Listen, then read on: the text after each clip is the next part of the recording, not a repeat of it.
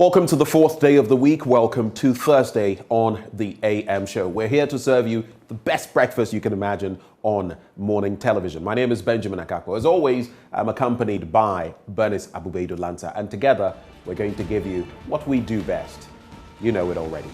Well, thank you for making the time to join us this morning. We'll be serving you the news shortly, where you'll get informed on the latest happening in Ghana.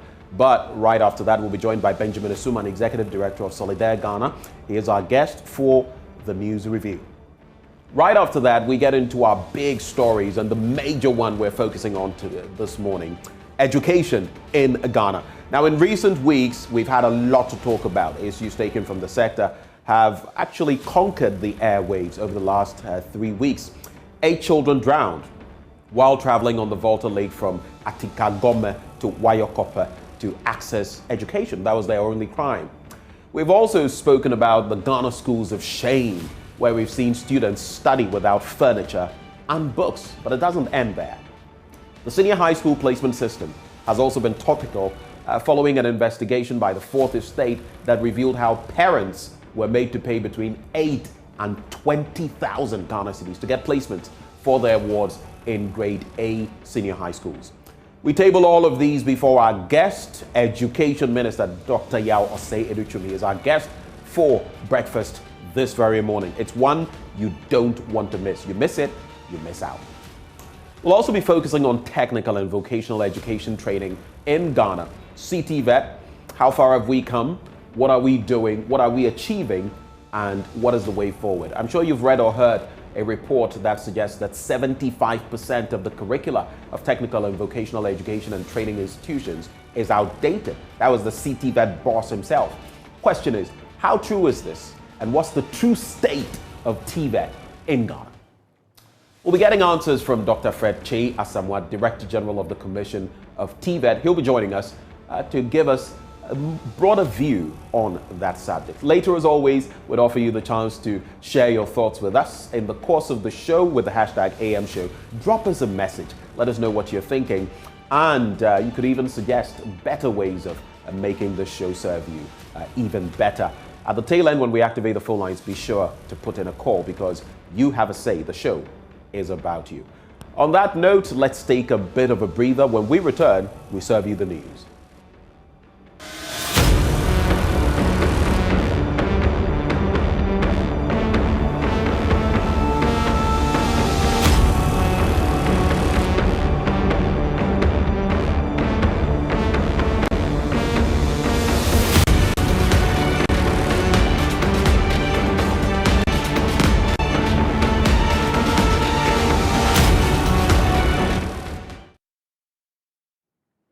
Thank you for your company. Now, in our first story, President Akufo-Addo is demanding from the Ghana Armed Forces a robust posture that deters potential aggressors from destabilizing the country.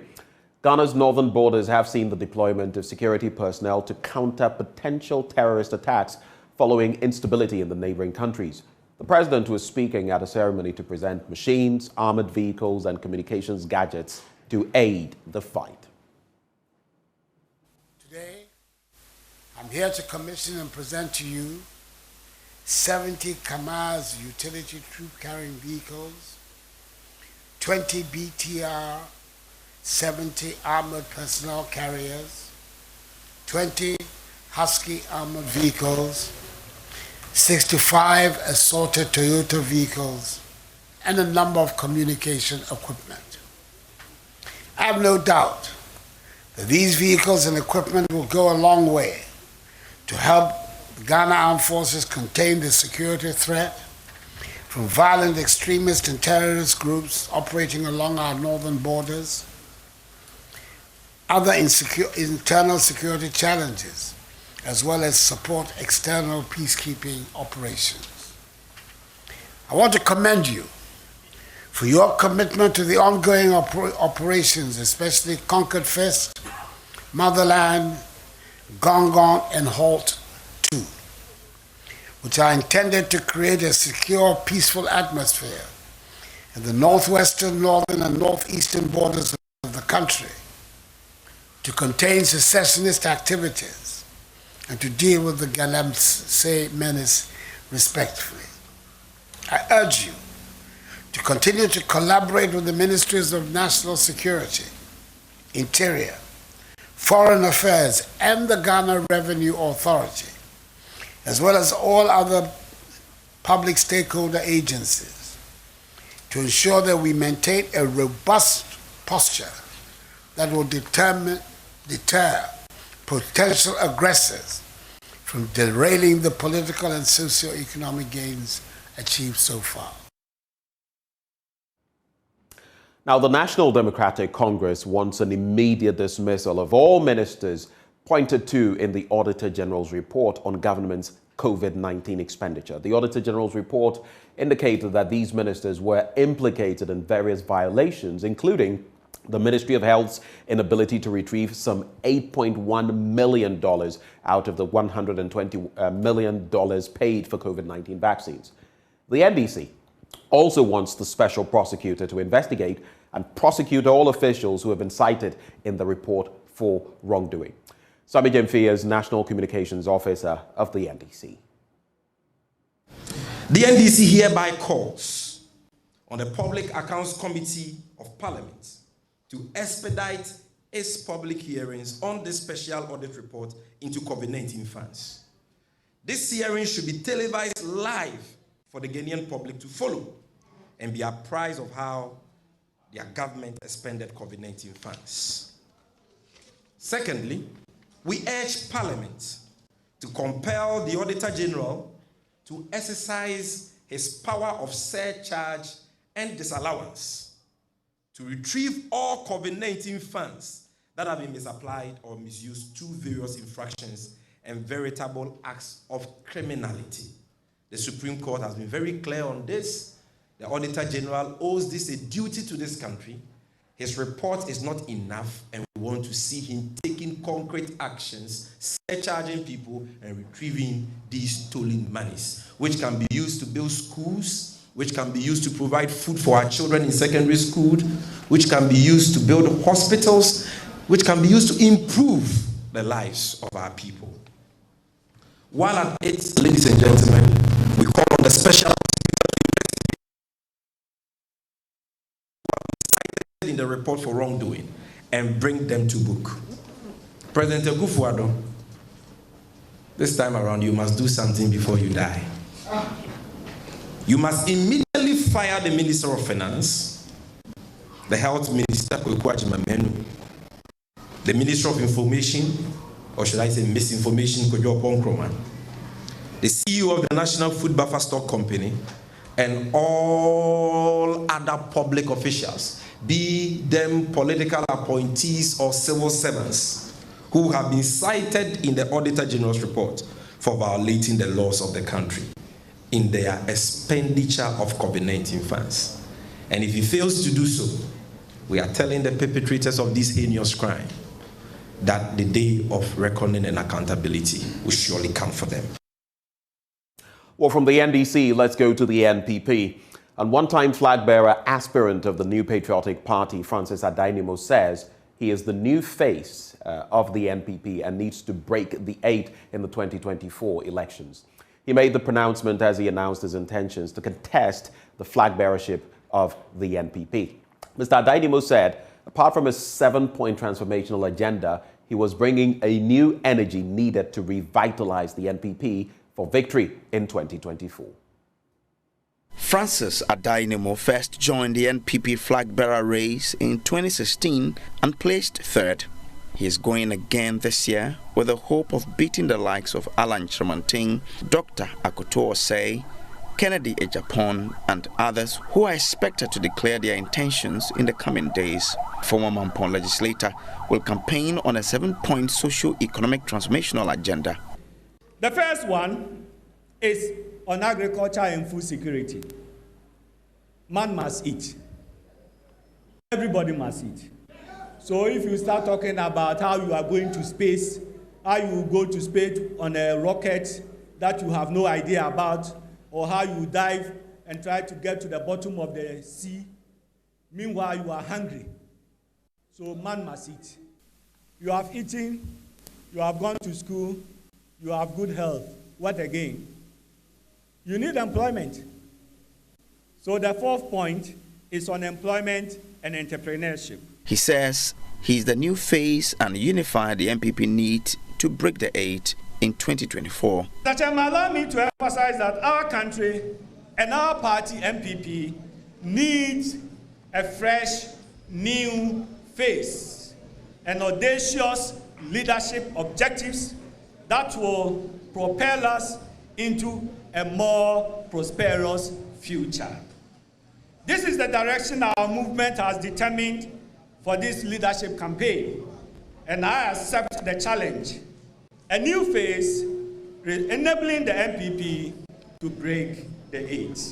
Mr. Adainimo's campaign is endorsed by a founding member of the NPP, Dr. Yaho Tamaklo. He describes Mr. Adainimo as a man of integrity who can transform the fortunes of Ghana. He's the only one who can unite this party.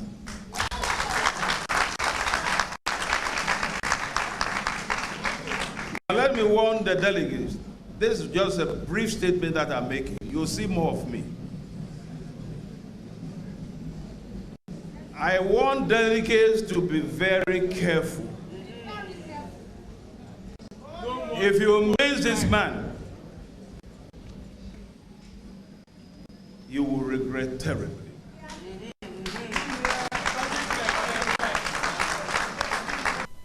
In a possible event of special college elections, Mr. Adainimo is proposing a change in the process to promote a free and fair election. The objective is that you are going to shortlist. So I am proposing that each delegate should be given the freedom to select 5 persons of his choice, not one. Because you are not looking for a winner or predicting the winner. You are rather reducing the number from, let's say, 10, 11, 15 to 5. Some supporters of the party are optimistic Francis Adainimo will emerge flag bearer of the party. He was talking about all inclusiveness, fairness, equity, so that we all come on board as Ghanaians. He's talking about the development where everybody, wherever you are, all walks of life, from the rural areas to the urban areas, children, adults, everybody, whatever you do, will all benefit. And we think we need a new direction. And Honorable Adainimo, we think he will do a fantastic job. I get to know that in his speech, he uses a word that inspired me. And if all of us are going to vote for him, then I think that as Shama, we here supporting Adainimo and other constituencies, he will surely win. We need a new face. And looking through all of them, I think, in my perspective, that Adainimo is a very humble person who can change the fortunes of Ghana and even uplift the image of the MPP party, which is rather now sinking deep. The new Patriotic Party is yet to announce a roadmap for this year's presidential primary race. James Kwesi Aveji's report for JoyNews. Now, a family of popular gospel musician Perpetual Didier has indicated its readiness to sue the Ghana Police Service if investigations are not expedited. Didier took to social media on Monday to narrate how his brother, Shadrach, who went shopping at the West Hills Mall in Weija, was tortured by the police till he died. Here's Mapito Sibidi's report. At the West Hills Mall, where an unfortunate incident occurred on Monday, 30th January at about 3:15 p.m., which resulted in the death of 32-year-old Shadrach Alo. We understand the Police Professional Standards Bureau has commenced investigations into the alleged murder by some police officers. I have been speaking to some eyewitnesses. Today, some guy who police for no more hono. Nice like who police for no Johnny, but no moon who the NTA, who police on John Mutano. It was Mugun on Muchin, script for no more honey. Some Mudi shocker, a bit shocking on Muchin Gun handcuff. Until Muhu say Mushokana or Mujan Hokana, police for no as soon as Mudinu call hospital or morning inside Friends on take. I'm Pacho. Endra, me bedroom more hana yesi akom gaibi. Not da emuno na me hu ya me beto asamono so. Na emuno da hospital ne enche ha sei. Aha. Na police phone so ejina ho a omo me nim de omo ye de e bia omo ye investigation efa asamono ho. Very sure. They minimum no because na asamono esi na me beto so. Emuno da ho no. Na yesi gaibi na ku no. Me ba na guy no she t-shirt blue na handcuff eguno nsa na yesi guy na eku no e electric aha. Management of the mall have released a statement. The management of West Hills Mall hereby confirms that an incident occurred on its premises in the afternoon of Monday, January 30, 2023, which unfortunately resulted in a fatality. By eyewitnesses and more security personnel accounts, at approximately 3:15 on January 30th, a visitor was confronted by a police officer and was asked for his bag for examination. Now, the police officer suspected the customer, a young man between 25 and 30 years, of possessing drugs or banned substances. Now, the accounts indicate that the young man hesitated, removed something from his bag and swallowed it as the policeman approached him. West Hills 24-hour security surveillance system captured footage of the officer apprehending the young man, as well as another man who accompanied him as they headed for the main entrance of the mall. In an attempt to handcuff the young man, a struggle between the two parties ensued while the police officer tried to handcuff him. Now, he was eventually handcuffed but stopped struggling and appeared unwell after that. The police subsequently removed the cuffs from his hands and more security arranged for transportation for him to be taken to the medical facility on site. Sadly, he was pronounced dead by medics upon arrival. Meanwhile, gospel musician Perpetual Didier has been demanding justice for her brother. Our brother, our son, our family member is dead. And he didn't just die a normal death, but it was something that we have all seen. He was killed, and it's not accident. So we are just pleading to the government, to the IGP, to everybody, any powerful man in this country that we have, that we deserve justice, which we are Ghanaians. Reporting for JoyNews from the West Hills Mall, Wager, I am Mapito CBD.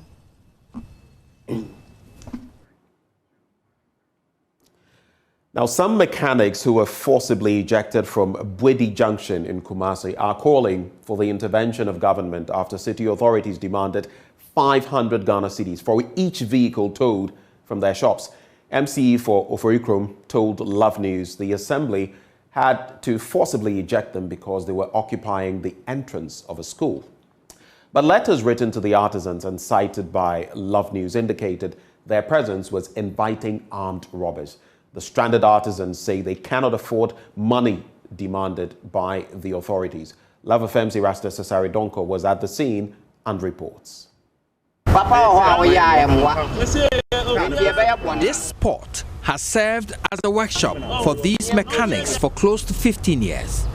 But the MC for Oforikrom, Abraham Kwame Entry, says they had to forcibly eject them because authorities of a local school, Mansell, wants them cleared of their frontage.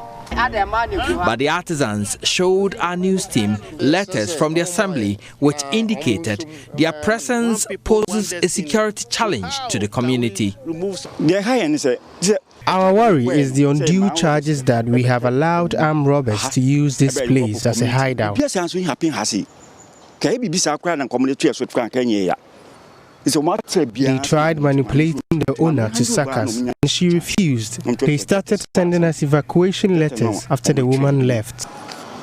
The first letter on the 4th January, and we are in the moment where we have many school fees to cover. Please speak on our behalf. These artisans, mechanics, have been working here for over 15 years. The MCE for Oforikrom says this school, Marcel's, has requested that they move them from this place. And so they have, in a couple of days ago, moved and towed forcibly a number of vehicles from this yard to the nearest police station. Now they are demanding 500 Ghana cedis each for the towed vehicle as towing fee. And the mechanics are angry. Cars tow free They are taking 500 cedis for all the cars they towed. They towed all the cars we had, including the automatic ones. Automatic car, a share parking, handbrake sim, yetimi peja ni mu bakazreka, yetimi peja ni mu twifaso. The cars ni nyina go. You need to see the condition they have left these cars. Some of them are getting destroyed. Omusanse wo be fa car na 500 cedis ansana, wa fa car na free ho. Car bi bo ho an bumper nyina tutu afiri ho. Why should this happen? In fact, a resident of the community, popularly known as Big K, took the evacuation exercise to another level, cutting down all ornamental trees nurtured over the years at the workshop. If they want to throw away our source of income, it will then pave way for robbery.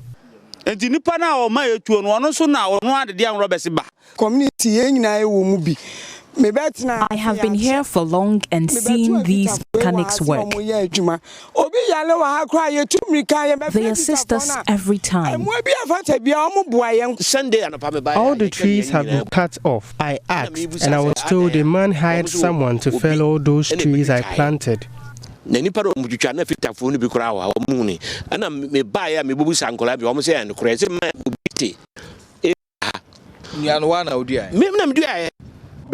I have worked here for over 15 years. The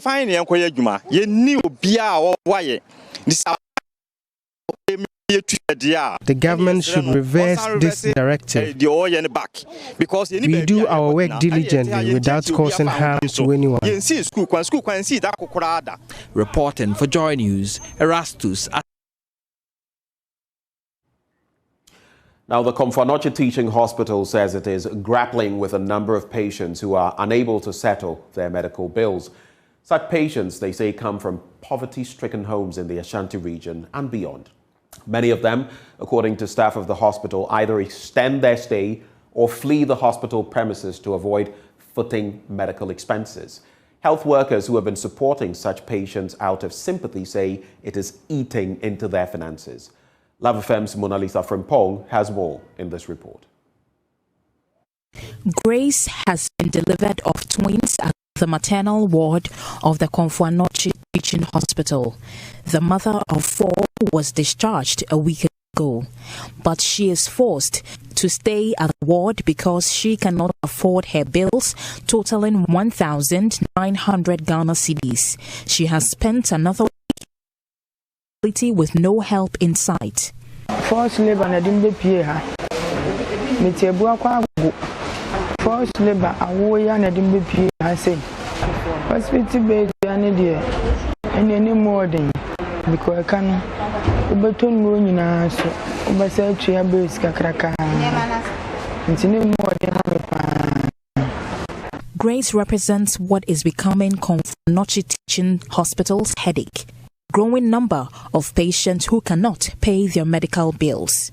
Here at the maternity ward of the Komfanoche Teaching Hospital, a number of patients continue to occupy bed space after their discharge because they have no money to settle their bills.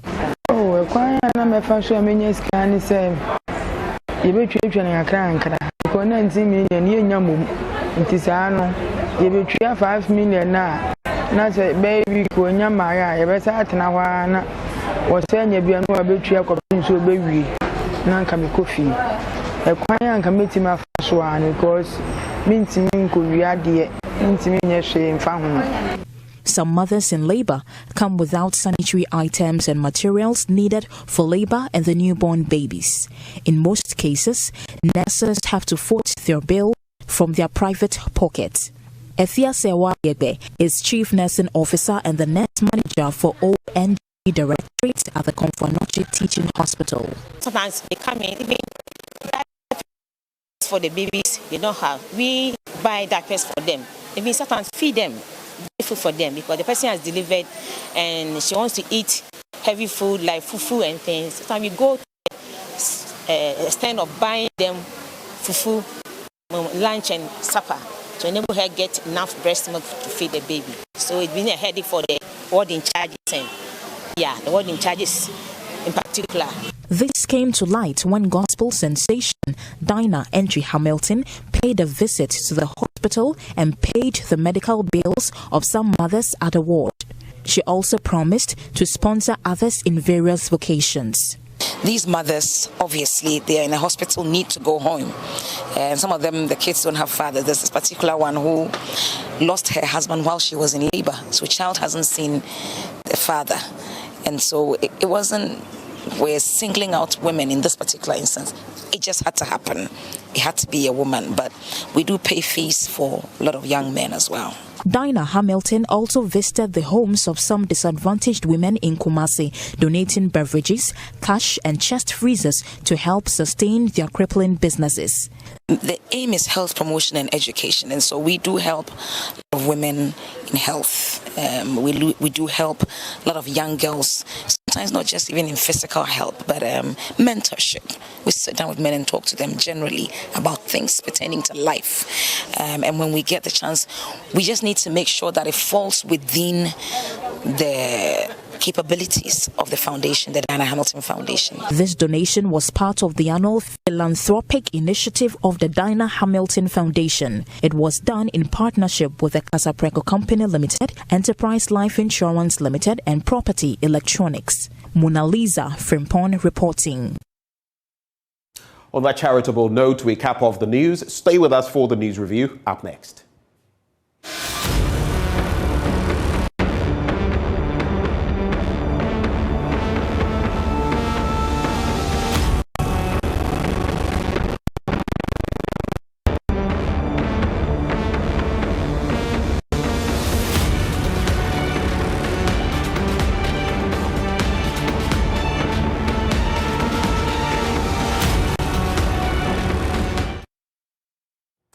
Thank you for staying with us. Let's quickly get into the papers now. We're joined by the Executive Director of Solidaire Ghana, Benjamin Asuman. He joins us for the news review.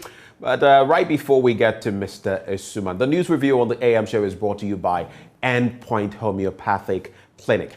We're offering free prostate screening and free female fertility screening. And you can locate us in Accra, Spintex opposite Shell signboard, Kumasi and Kronum Abuehia behind the Angel Educational Complex, in Takrade at Anaje Estate in Tema Community, 22 Techiman, Hansua and Esiama Enzema. Also call us on 0244 867 068 or 0274 234 321. Endpoint Homeopathic Clinic, the end to chronic disease. But it's only the beginning, actually, of the news review. Mr. Asuman, a very good morning to you, sir. Thank you for joining us. Good morning, Mr. Akakpo. It's a pleasure. You can call me Ben. I hear. So quite a lot has been happening, and today we'll be interacting with Education Minister, Dr. Yawase Educhum. But I just wanted to find out from you, especially because of the organization you work for, on the back of the drowning of those 8 children, their only crime being that they were trying to get educated. On the back of our Schools of Shame documentary, which actually is still airing, bringing out different dynamics to the shortage of equipment, desks, among others, from Pandai to other parts of the country. And also in very recent times, the school placement saga, where parents are paying between 8 and 20,000 Ghana cedis. Do you have any quick reflections on this and what the Education Ministry ought to be doing? Thank you, my brother, and good morning to our viewers. The problem in these 3 cases, I blame it on lack of supervision. You'll find out that with the drowning of the kids, life jackets could have been provided for this case every morning that they are crossing to school and when they are coming back. And not more, and the district assembly could have ensured that they have collected, these life jackets when the students have arrived, back from school and all that, and give it back to them the next morning. But it doesn't happen. It doesn't happen because our local assembly system has been denied the effective supervision that is required. On paper, these assemblies are supposed to be proactive. They must be there for the people, but unfortunately, it's not done, and that's critical. That is a problem. It doesn't have to be the responsibility of Joy FM to expose, schools in dilapidated buildings and in dangerous settings before the Minister of Education will come tell us that he is a proactive minister. No, you are rather being reactionary. You are reacting to a report by JoyNews, for which reason you are now sending desks and even when we put it out there, we got words of chastisement instead of words of encouragement. I don't know whether you saw the clip where the education minister was rather taking us on for doing him a service. Yeah, I did. That you are prophet of doom, and you are reporting the negatives instead of reporting the positives. But the minister himself is on record to be complaining about the standards of education, the quality of education that we're offering and all that. And yet he doesn't want the media house to highlight the challenges we have in the system.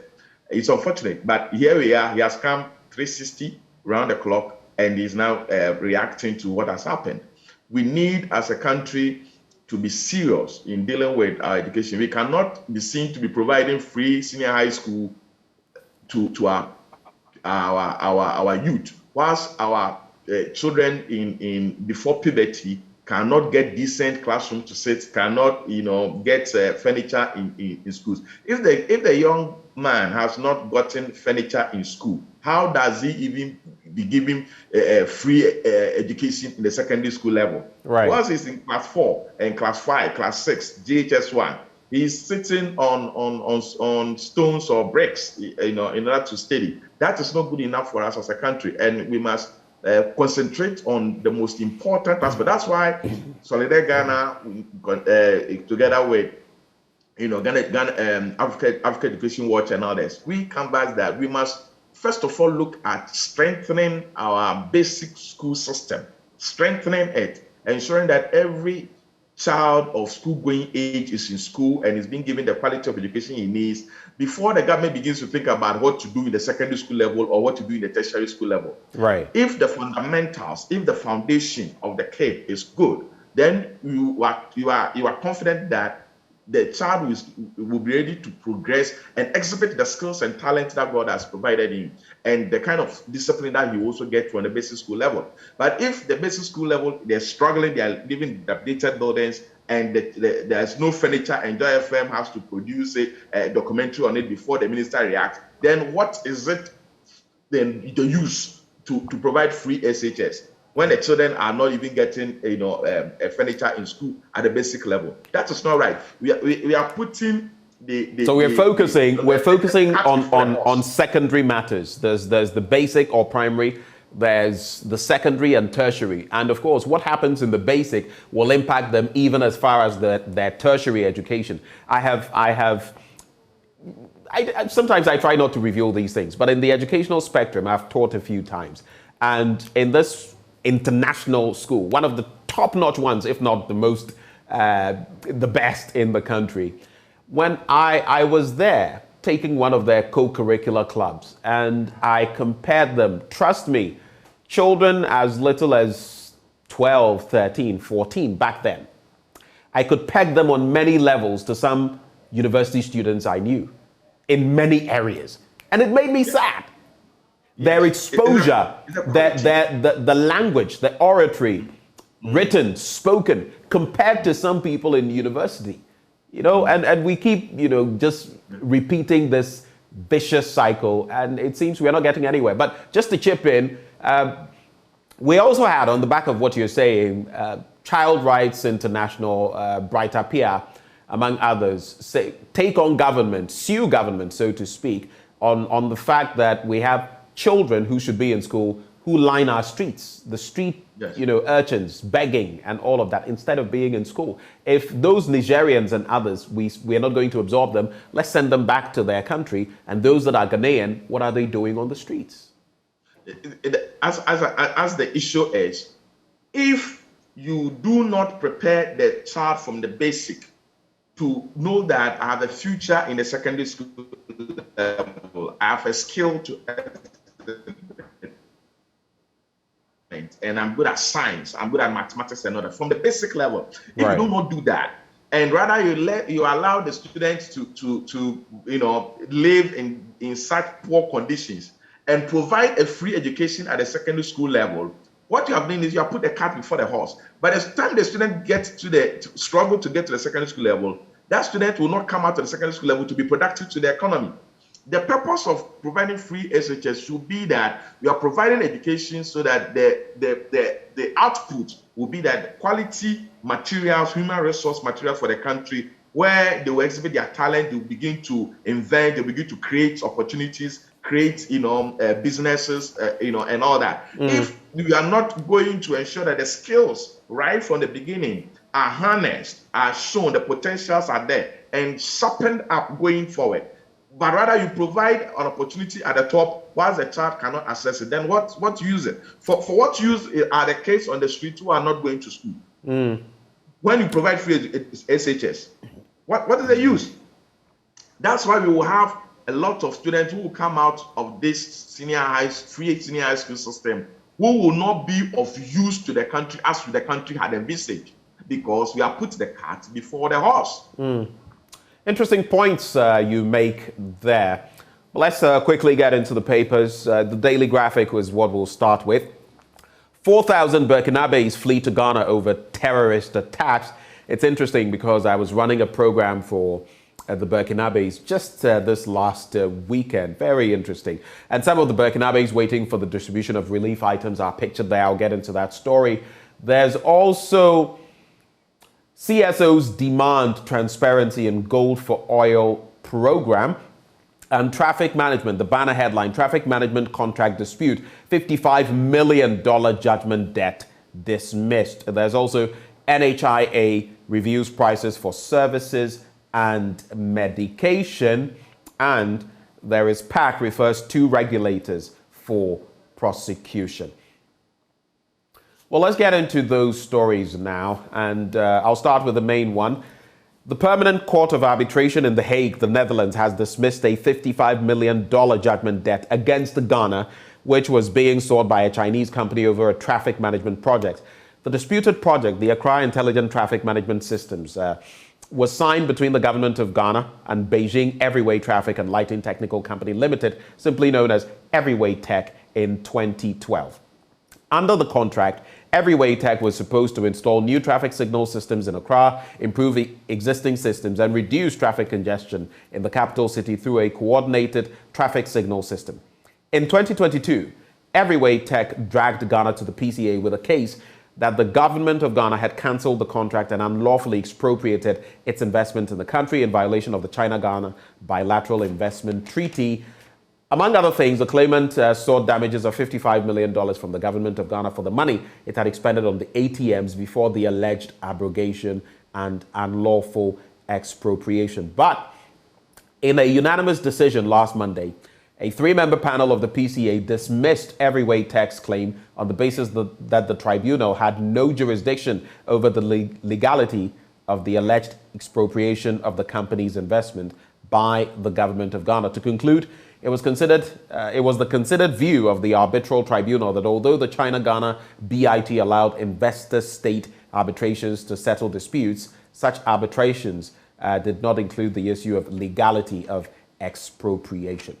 And so we've got our necks out of what could have been a very dicey situation, $55 million judgment debt. Looking at our economic situation, this would have been damning for us. Thank God we made it out of that. We scraped through. But let's go to page 16 and take a look at that story there.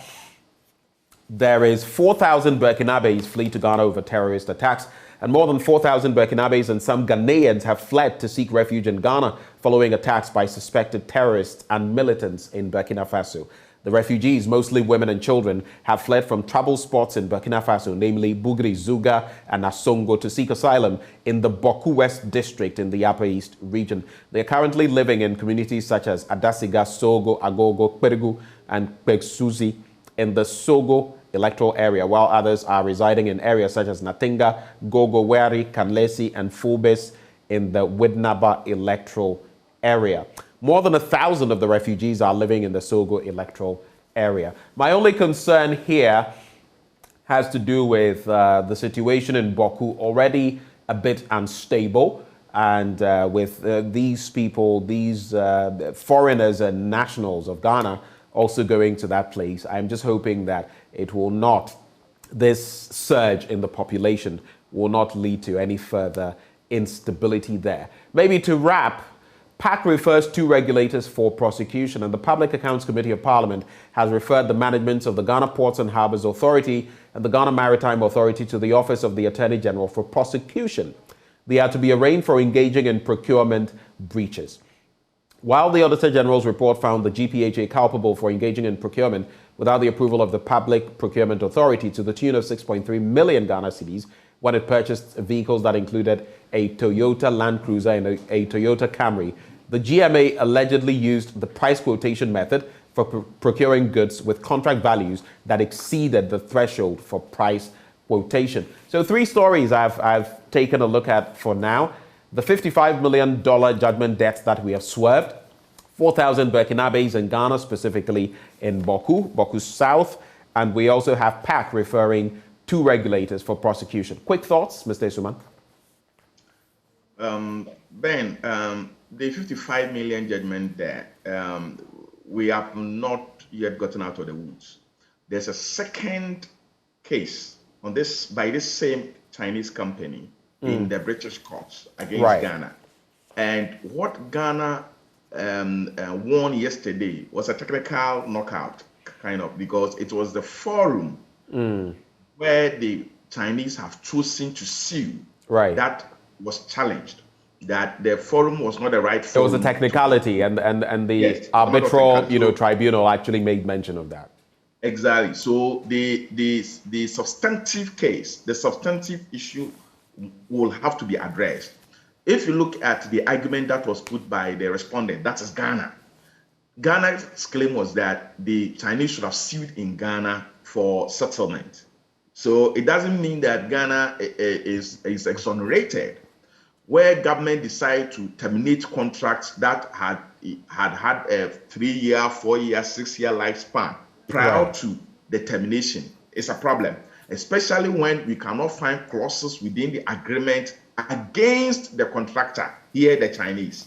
So that issue is just being put at the back burner, but it's still very much alive, and we must watch it. On the matter of the Burkinabes coming in as refugees, look, ECOWAS, as we sit today, has decided to suspend the membership of Burkina Faso. So the president of Ghana is refusing to deal with the military junta in Burkina Faso. Take it or leave it, the military is in charge of Burkina Faso. The earlier the presidency decide to engage and provide intelligence in order to... Would that not, the stance, for example, of some of these Western countries, engaging them also suggests in a way in international relations that you're giving them some credibility, and you want to avoid that. You cannot disengage from them totally, but engaging them on certain levels implies subtly lending them support, don't you think? Yeah, I kind of agree with the diplomatic consequences a bit. But you see, here we have about 40,000 coming in of refugees. And these refugees are now on our land. They pose security threat to the Republic of Ghana. We don't know the kind of ammunitions or content of the bags and the mattresses and all that they are carrying to this country. It will only pose a health risk to our people of Boko and its environs, depending upon the number of ailments that they may be carrying along and all that. All these issues will come to play and have effect on Ghana. So it is in Ghana's interest to engage the military junta of Burkina Faso and provide some amount of intelligence. Look, it is Ghana that will bear the brunt. These people are leaving their villages and their towns and settling on our land. We, at the end of the day, may even have to provide some amount of food and shelter to them.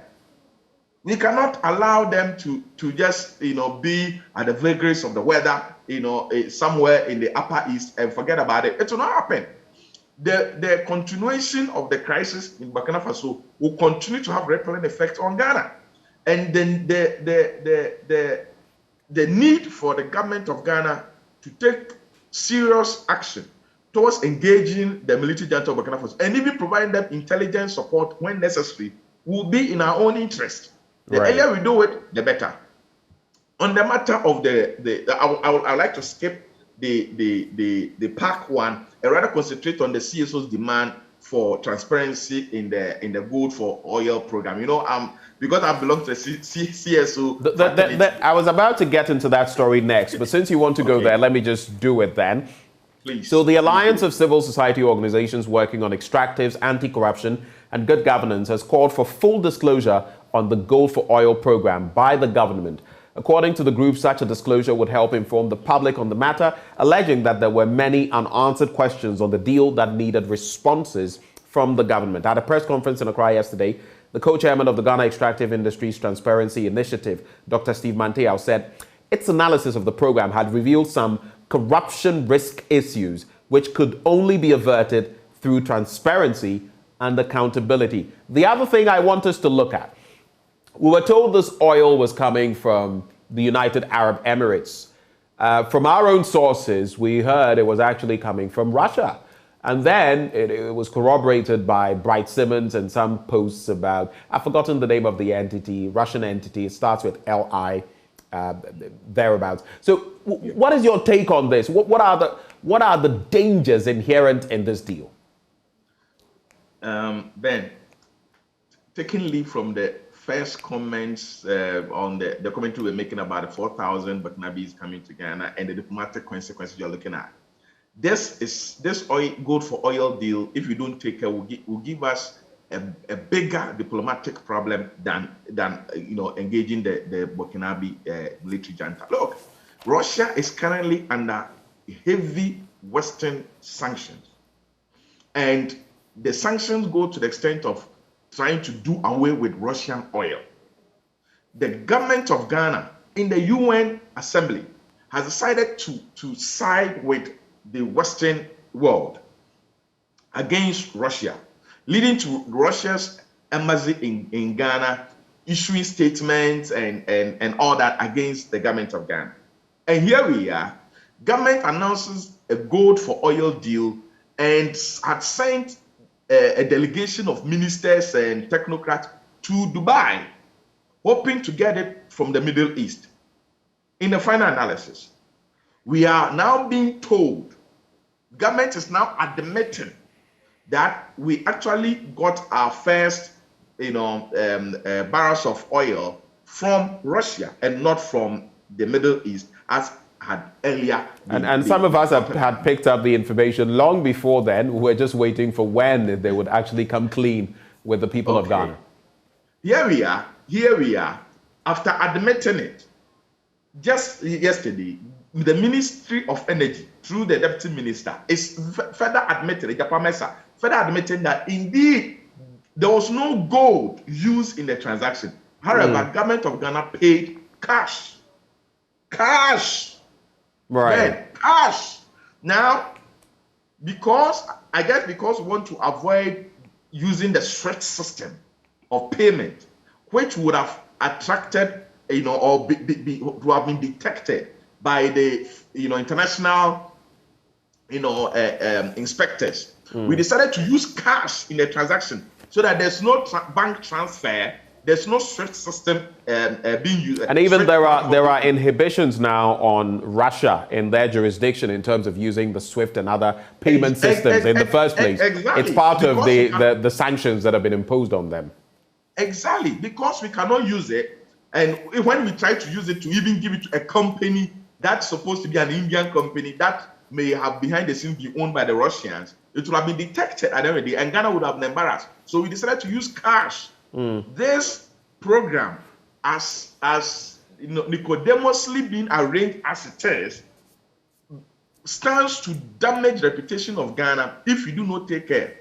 If Ghana continues the way that we are approaching this, without the government opening up, without coming to parliament to answer questions, without letting the contract be what it is, an international contract. And our laws say that all international contracts must be presented to parliament for discussion and approval.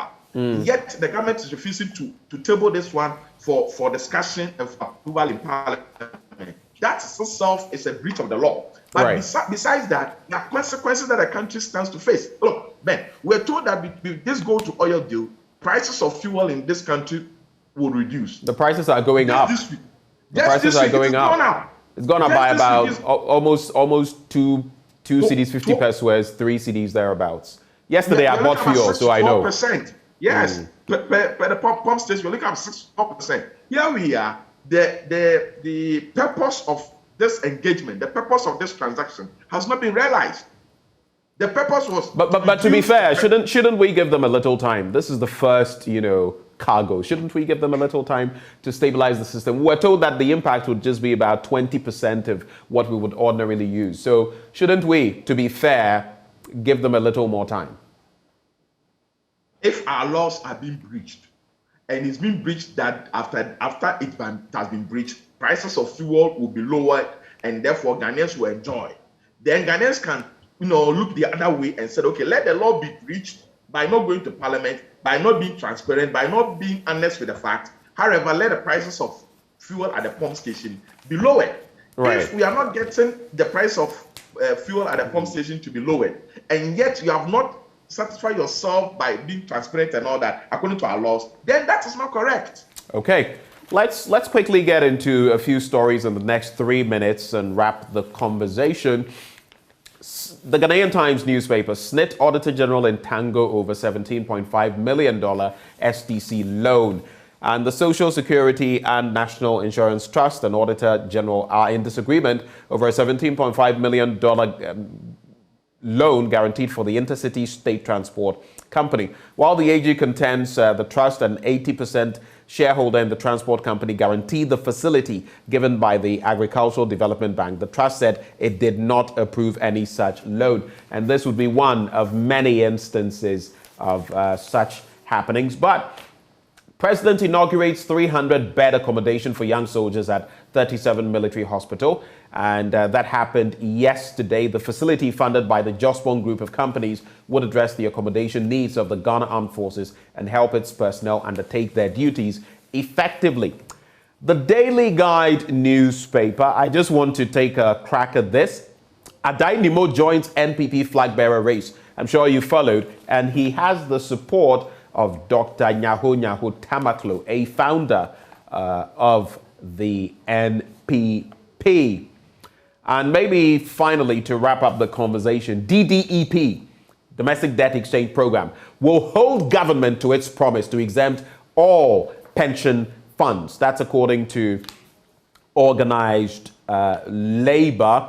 And that is what they are saying. They are saying they will hold government to its promise. In fact, they have reiterated their position on the exemption of pension funds from the Domestic Debt Exchange Program, and they say it is final and remains unchanged. There's also EcoBank Group wins coveted award. Pictured there, my own senior friend, Ade Ayeyemi, CEO, EcoBank Group. Which one are you going? Which you can pick and choose, maybe two of them to wrap. The DDEP and what organized labor is saying, Adai Nimo and the flag bearership race of the NPP, the 300-bed facility at the 37 hospital, and the SNIT tango with the SDC. We have 2 minutes.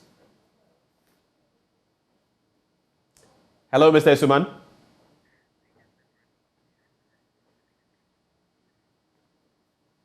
Oh, it would appear we have momentarily lost Mr. Suman. We'll try to see whether we can reconnect with him so we can wrap up properly.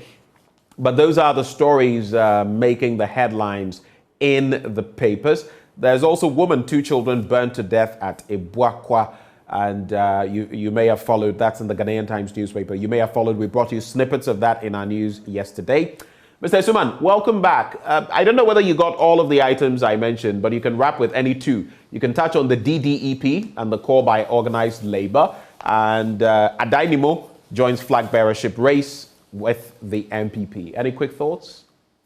Adynamo is welcome. He thinks he has what it takes to rule this country. He's welcome. We're a democratic country, and he's good. The NPP will go. Do you think otherwise? For their super delegate conference.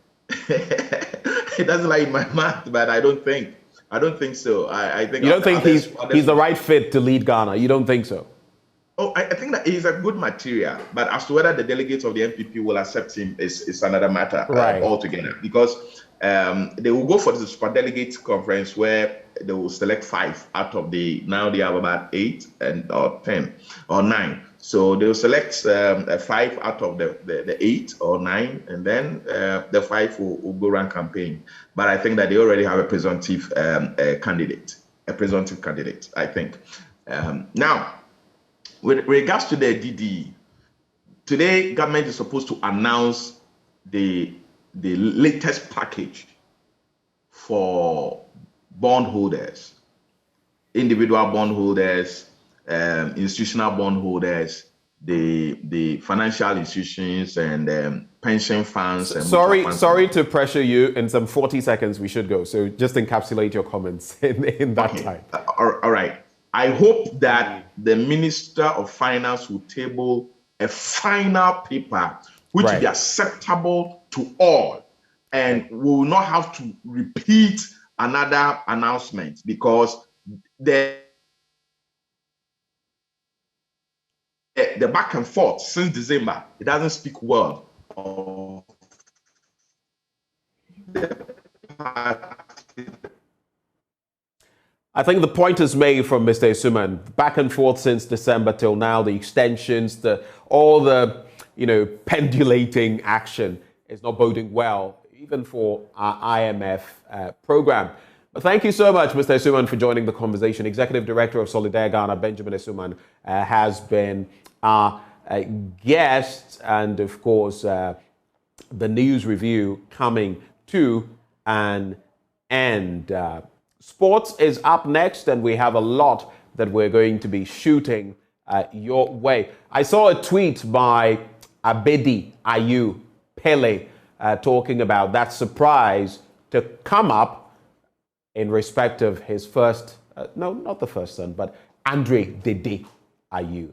Look forward to that. The news review on the AM show is brought to you by Endpoint Homeopathic Clinic. We're offering free prostate and screening and free female fertility screening as well. Locate us in Accra Spintex opposite a Shell signboard, Kumasi Kronum Abwehia, behind the Angel Educational Complex in Takrade, Anaji Estates in Tema Community 22, in Techiman Hansua and Siama in Zima. Call us on 0244 867 068 or 0274 234 321. Endpoint Homeopathic Clinic, the end to chronic disease. Sports up next. Do stay.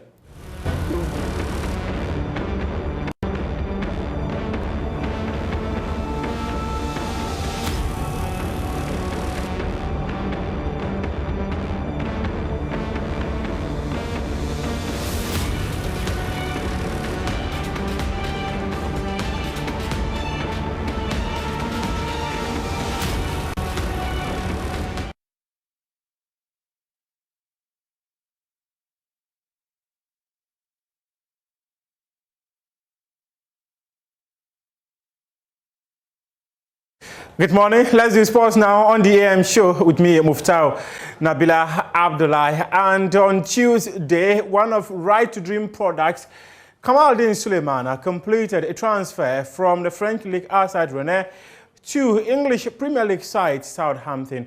One man who has known Kamaldeen since he was 12 years old is Masoud Diji Dramani. He says the boy will succeed in the Premier League. Kamaldeen has social intelligence, and which is a value from his upbringing in Right to Dream. It's a strong value. His self-discipline in terms of what he has to do on and off the pitch. As I said, but he's very self-expressive in terms of his thoughts, but he's very, very detailed in terms of his convictions. You need to really convince him and then win his trust, and then he dies with you, and he says it as he sees it, and then he's easily well convinced when you are very technical in terms of the information you give him, or where you are very detailed in terms of relating, relevant information to him. And so it's not too easy to go. He's more detailed and then very expressive of his thoughts. And so I know he knows the stage. He knows what comes out. And I saw him do that with the A national team when he was on the bench, and then he comes on from the bench and then he makes a difference. Every professional has the opportunity to succeed in every environment. It is all about how strong you are mentally, how you are able to integrate it and adapt. And his development has come up from this moment. He's a continuously been educated person. He's been educated in terms of how he needs to understand his physical person. His quickness also has given him a lot of things to learn around his own frame, in terms of how he has to consistently support himself in terms of his physical well-being. And then tactically, he's been well transited into different phases of play and then the game. And so I think that he appreciates these aspects, and then he will be well managed by respective coaches, in different phases of the game. And then you saw what he did in the game against Uruguay when he could see defensive spaces and then be able to do a good defensive recovery into that moment. And very few players can see these aspects. Few players can do that, and hopefully Kamaldeen will succeed in the Premier League, as Didi Dramani has said. Let's do Ghana Premier League news. And on Wednesday, there were many Premier League matches. Hasselhoff were held to a goalless draw by 10-man Legon Cities at the Accra Sports Stadium. And these are the full results of match day 15 in the Ghana Premier League. King Faisal, they sat at home and lost 3-2 to Midiama SC. Accra Hasselhoff, just as I mentioned, drew 0-0 against Legon Cities. Kotoku Royals won 3-2 against Bibiani Gold Stars. In Swatruman, 1-2-1 against Brekum Chelsea. Samatex drew 0-0 against Tamale City. Bechem United and Real Tamale United produced 8 goals as that game ended 6-2 in favor of Bechem, whilst Dreams FC sat at the Theatre of Dreams and suffered 1-0 loss to league leaders Ediana Star. This means that Ediana have 28 points in the Ghana Premier League. Today, Thursday, Accra Lions will host Great Olympics at the Accra Sports Stadium, whilst Kerala United will host Asante Kotoko at the Camp Park in the Inase. Now let's do athletics. National long jump record holder Deborah Aqua has described her qualification to the 2023 World Athletics Championships as one she never expected to happen. But with that jump of 6.94 meters at the Commonwealth Games held in Birmingham last year, it was enough to see her through based on the official entry standards by World Athletics. She's been speaking exclusively to Joy Sports, George Adojina. Did it come to you as a surprise anyway? So after the Commonwealth Games, I was made to understand that this might be it for next for this season too. So it wasn't really a surprise. It wasn't really a surprise, but then after Commonwealth Games, I never heard anything about that anymore. So I was just here until I logged into Twitter, and then I saw you post, and I was like, yeah, so that's so true. So yeah. So the celebration was minimal because yeah. But what was there any relief? Like qualification is, normally no matter how great you are, you still want to get to qualify. So once that when you know you're qualified, what was the relief like? Okay, so in terms of like knowing that it actually had been announced, All right. So like I said, I was kind of having a little problem with my immigration stuff. And then I got to sort that out. And before that, I was kind of like off training, like I was on and off, because it was between knowing if I'll be able to travel or I'll just be here. like not knowing when I'll be good, when I'll be able to solve this immigration stuff that I'm talking about. Yeah. So I was kind of on and off training, because if I'm not able to sort that out, then what am I training for? So yeah, I was kind of on and off. So in my first competition, the jump wasn't really what I was expecting though, but it happened. So yeah. And how does that then shape the rest of the season for you? Because now, what most athletes will be doing is trying to qualify for the big competition, which is happening in August. Now you have already qualified. I know you've got a pretty tight schedule, but mentally, how are you approaching all of these? It's a relief, because I don't know how this whole thing is gonna bother me for, and how it's gonna prevent me from maybe doing the best that I'm supposed to be doing. So it's really a relief that I've already qualified. So all I have to do is just maintain my strength and get to. Deborah joins Ghana's quartet that has already qualified to the World Athletics by virtue of the performances we witnessed during the World Athletics Championships in Oregon last year. Meanwhile, President of the Sports Writers Association of Ghana, Kobuna Eboa, is advocating a development program to help athletes prepare adequately for competitions. Speaking at the 47th SWAC Awards ceremony, he called on government to expedite work for the Africa Games. This year, Ghana is scheduled to host the Africa Games. 7 months to the scheduled start, our infrastructure is far from ready.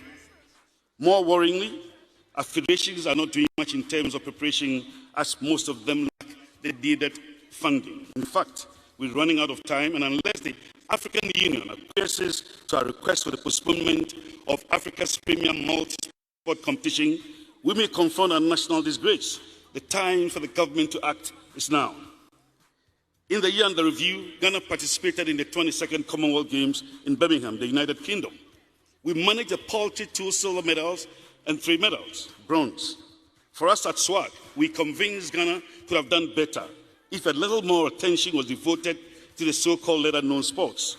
The practice often has been to promise our athletes luscious bonuses and incentives few days before such events. This we find rather inappropriate and duplicitous. A more appropriate part would be to develop, in the medium term, a 4-year development program that ensures our athletes are given more competitions, more qualifiers, sound healthcare, dieting, and more modern equipment for their training and competitions. His tennis courts, sports halls, and boxing gyms barely meet acceptable international standards. Our athletes continue to train under inhumane conditions. As the Africa Games or Olympic Games stare us in the next few months, we have no option but to upgrade our facilities to appreciable standards.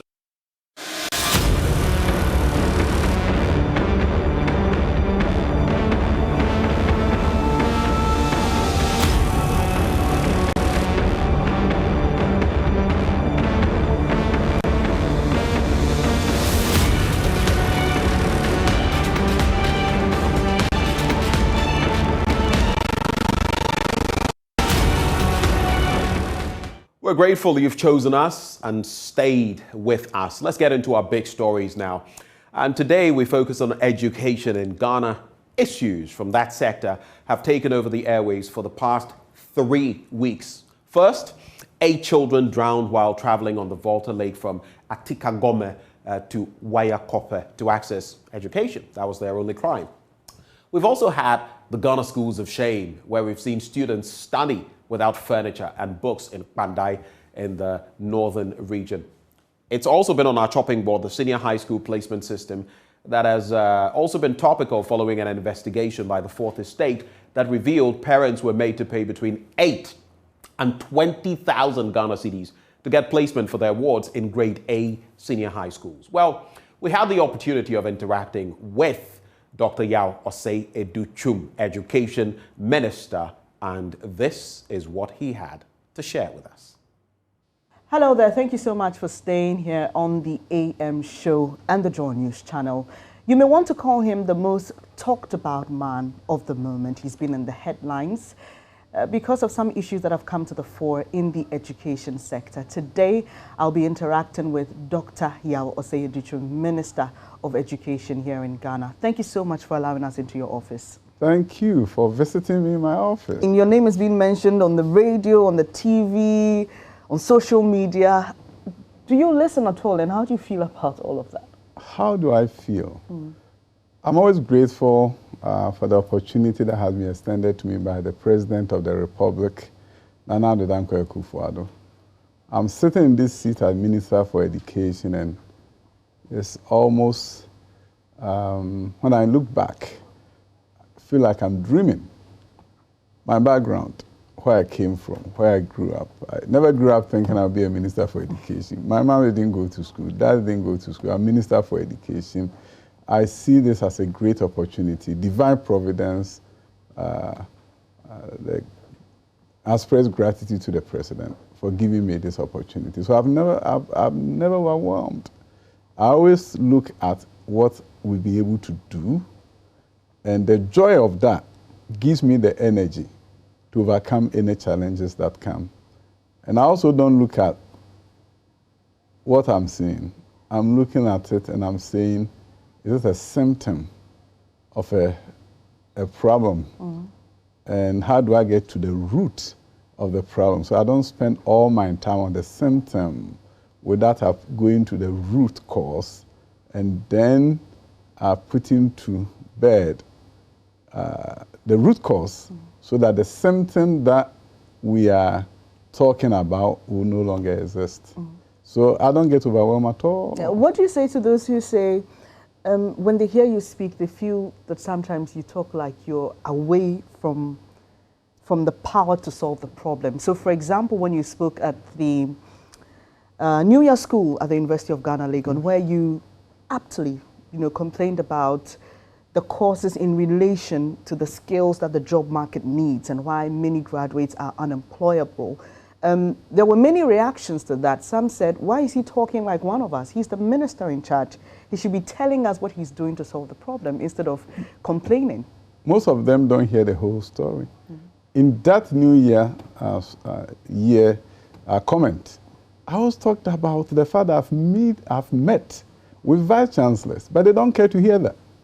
I told them that I have met with vice chancellors, and I've told them that we cannot continue to produce that number of graduates in education because there's no market for them. But they will never play that portion where I said I have met with vice chancellors to solve that problem. I'm a problem solver. My training experience is in solving problems. I'm not your theoretical PhD holder. I always look at challenges. I see them as opportunities for solution. And therefore, anything that I'll talk about, I prefer solutions and I follow through. I'm a problem solver. I didn't just earn a PhD through just research. I developed schools. I built schools from scratch. So if you're talking about a problem solver, even in the United States of America, that is me. I will not talk about anything without preferring solutions and without following through to make sure that we solve the problems. You see, the whole thing is this. When you are head of education in a developing country like Ghana, you really have to look at education as the pathway to socioeconomic transformation. If you complain about something, you are complaining within the context of saying, we could have done it better, and this is how we're going to do it better, and this is what I'm doing to make it better. I've never talked about STEM as if I don't know how to solve it.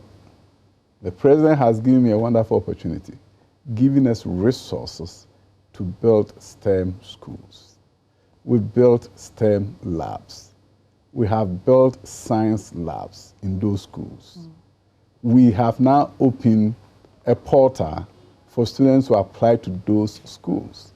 I also don't want those schools to wait for 50 years before they become high-performing schools. So if you look at our school at Abomosu, we have transferred an assistant headmaster from Presec to go and head that school. We are incentivizing the space to get some high-performing teachers to go to that school. It's about solution.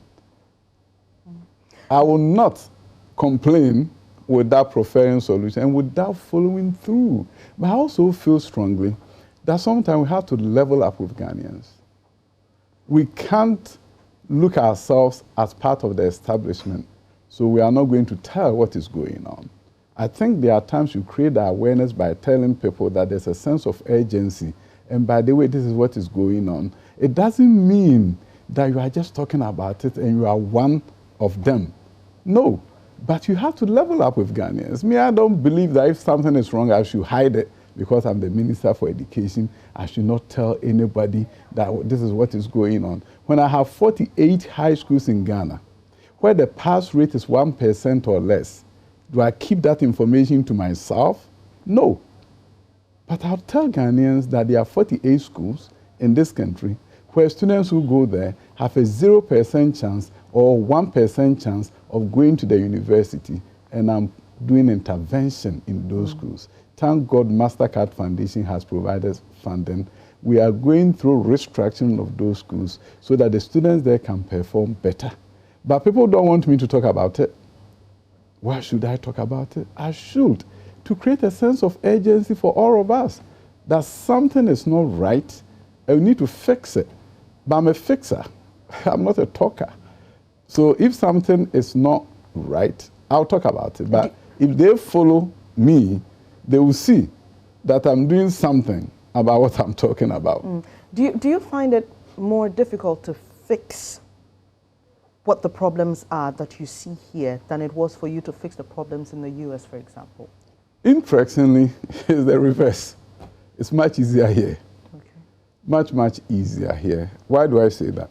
Because you see, when in education, a component that we always miss is the student.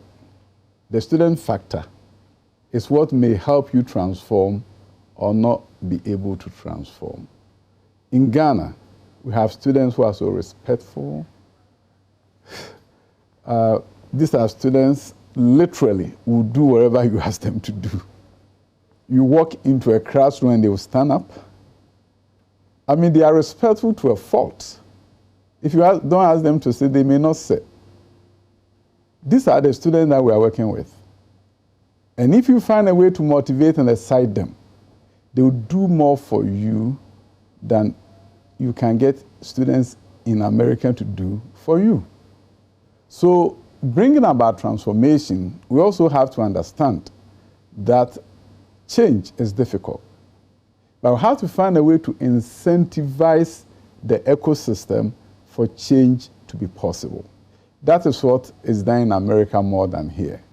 So instead of issuing directives that I'm the minister and I want to make sure everybody does this, it's better to look at what incentive am I creating for people to do what they will normally not do. And I'll give you one example.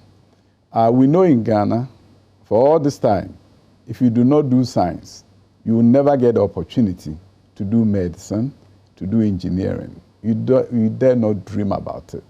But I've seen Ghanaians, one Ghanaian in particular, who did archaeology at Legon, came to America, and now he's a cardiologist. Because the system offered him the second chance to say that if you want to do medicine, irrespective of what you did in high school or maybe at your undergraduate, can you take courses in biology, chemistry? And if you are proficient in it, can you sit for the entrance exam to School of Medicine? And if you pass it, we really don't care what your background is. Yes, because you've proven to us that you are capable. Now, if I come to this seat and I tell universities, allow those who did not do science to have opportunity for pre-engineering, allow them to go into engineering, think I'm the minister, therefore whatever I say people should do, they're going to rebuff me.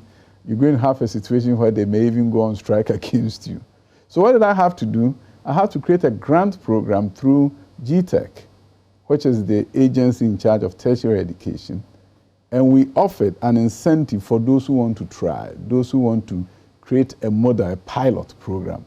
A number of universities wrote proposals. 2 of them were selected. And as I speak with you, at UMatt, if you did not do science in high school, you have an opportunity to do a pre-engineering program for 1 year. And from there, if you pass the exams and you are deemed eligible for level 100 engineering, you are allowed to move on to do engineering. So that's almost like pre-med in medicine Very in other good. jurisdictions. In other jurisdictions. So my whole thing is this: change is possible, but I look at my experience in America, I look at my experience here. What Americans do better probably than us is how they incentivize change. They give you an incentive to do something that you would normally not do. And that is the only difference. Other than that, I would even say that it's easier to bring about change in the education system in Ghana than probably in America. Let's focus on STEM education, because you spoke about that. And we know that for the crop of students who just finished their BEC, they have the opportunity to apply to the STEM schools that have been completed. And many people have lauded that initiative. In fact, for me, it's exciting seeing how young people are getting interested in STEM by the day, obviously, through policy formation and the interest of private sector in helping to drive that agenda. But do our STEM schools, do we have a working policy document? Is there anything that is guiding the operation of STEM schools as we speak, and the curriculum, etc.? Yes, we do. And in fact, it will be interesting to note that other West African countries were doing engineering sciences in high school. Nigeria and Sierra Leone were doing through WAEC. So we've taken that syllabus from WAEC, and now that is what is guiding our high school end of things in terms of our STEM. So now what we're doing here, that was different from what may be happening in other places, that we have to do all the robotic activities, the programming activities associated with the different units of the engineering sciences curriculum. We are working with WAEC in such a way that our exams will have a more practical orientation than the regular exams in physics or chemistry. You see, one interesting thing is that if you look at a school like Manfi Methodist Girls, they've won awards across the world. But those young women who have done so well will have nothing on paper in terms of records as Manfi Methodist Girls, in order to show any university that bring me in and my transcript shows that I did robotics. So the new policy would address that? Yes. You see, the new policy is going to allow this young woman, let's say at Manfi Methodist Girls, to take a class in robotics. So instead of it being a fun activity, after school activity, it's a course that they're enrolled in. And this is available to all students, no matter what course you're pursuing in high school. As I did visual arts, for example. So as a visual arts student, if I took a course in robotics, will that be allowed, and will I get that document? You know, is that what the policy says? There are two pathways. One pathway is for students who are going to do STEM as their career pathway. Within the context of STEM, you have some who may do biomedical sciences. You may those who may do aviation and aeronautical sciences. You have those who may do engineering. Then another pathway is for you to take an elective course, irrespective of whether you are doing visual arts or home economics. You can also do, or you do in science, for example, you can do an elective in robotics. But we are not talking about course that you have to do for 3 years. You know, in Ghana, one of the limiting factors in our high school education system is the fact that every course that you do, you have to do it for 3 years. So it doesn't offer the opportunity and flexibility for students to do a 1 year course in music, visual arts for 1 year, so that they know how to draw, so that in case they go to the university and they're doing engineering drawing, they will have exposed to it in high school. So in other jurisdictions, if you are taking electives, you don't have to take one elective and do it for 3 years. So when it comes to robotics, for example, if you're doing home economics, you can do it, but you're going to do it for 1 year and not 3 years. And another year, you may decide to do music. And I'm asking, is this what the policy document said? Yes. Because we've tried to access the document. I don't know if it's been published. No, it's not been published. Okay. It's within the ministry now. We've done a lot of stakeholder consultation. It's at the final stage in terms of publication.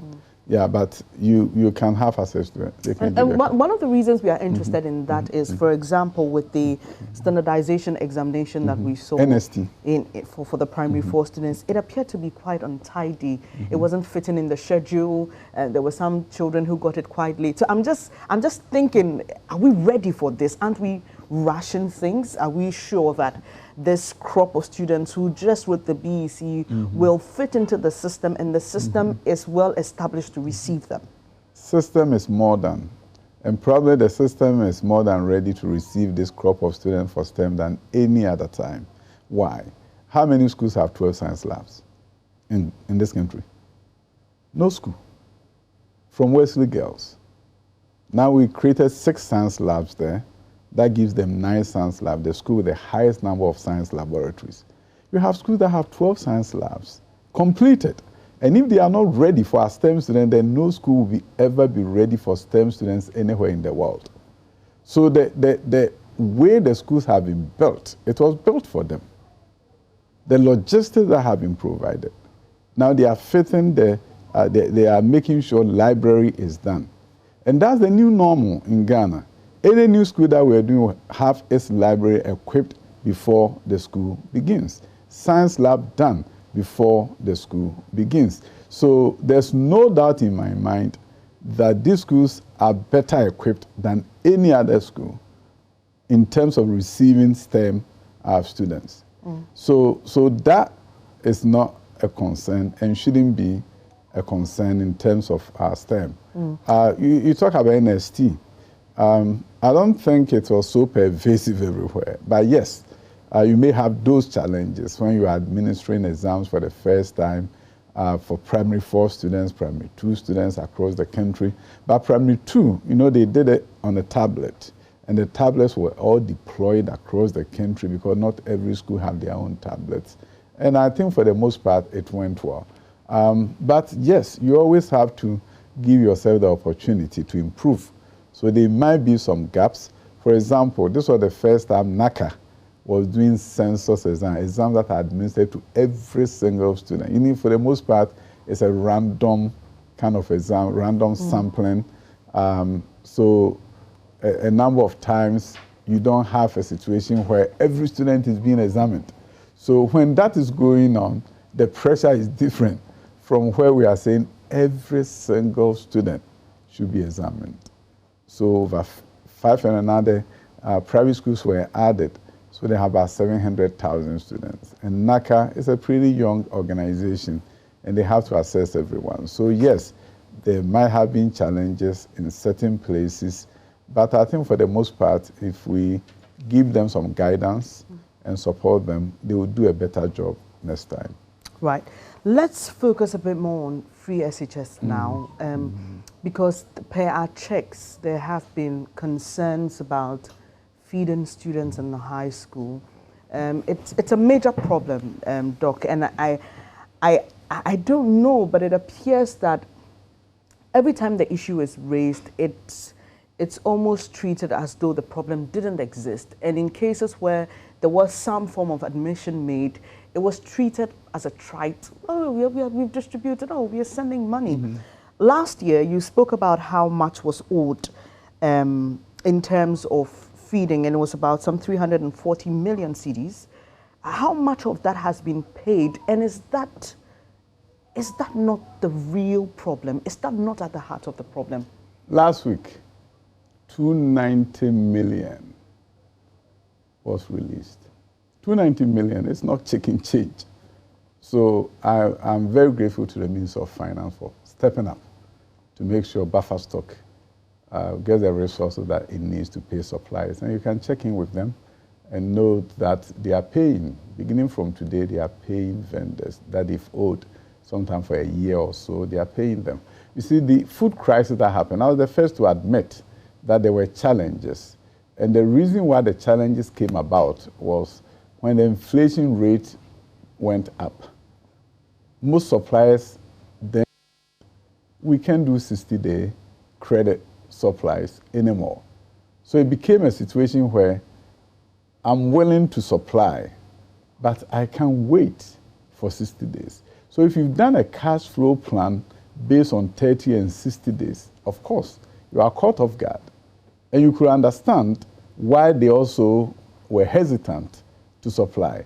So we literally had to get to a situation where we were getting 2 weeks of supply, and it was going on in such a way that we will make sure that there was food in the schools when the other suppliers were saying, I can't wait longer. If you don't pay me cash, I'm not supplying. And I admitted that that was the crux of the problem. The reason why that crisis came about for buffer stock to go through what they were going through at the time was that they had a challenge with the whole supply chain management system. Buffer stock over the years have done well, but they confronted a major crisis, and how to deal with it in the short term became a major concern of theirs, and therefore it impacted us. As the Minister for Education, I'm not in charge of food supply. There's a government agency that have expertise in that field. But they work for me, not because they are under me, they are the Ministry of Agric. When there's a crisis, it hits me because when they do well, I benefit from the work that they are doing.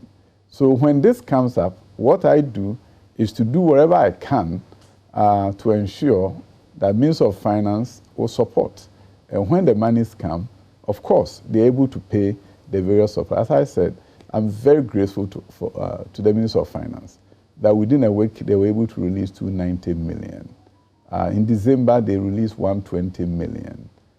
So arrears from 2021 is cleared. Arrears for 2022 literally almost cleared. With that, buffer stock has the muzzle and to begin to do the good work that they've done for us over the years. During the time the food shortage in the senior high schools was at its peak, if I may say, we heard from parents, we heard from stakeholders who say, look, can you just review the whole program? Okay, because this is also bringing so much burden to government, having to pay for literally everything for students in public senior high schools in the country. And they say, look, you've done well, you've shouldered it for some time, but we think that you should open the policy up for review. It's been how many years already?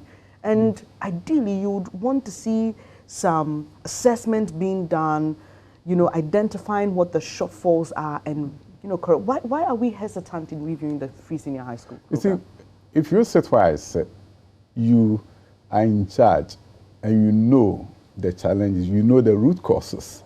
If you sit where you sit, you look outside in, and you see also the challenges that are there.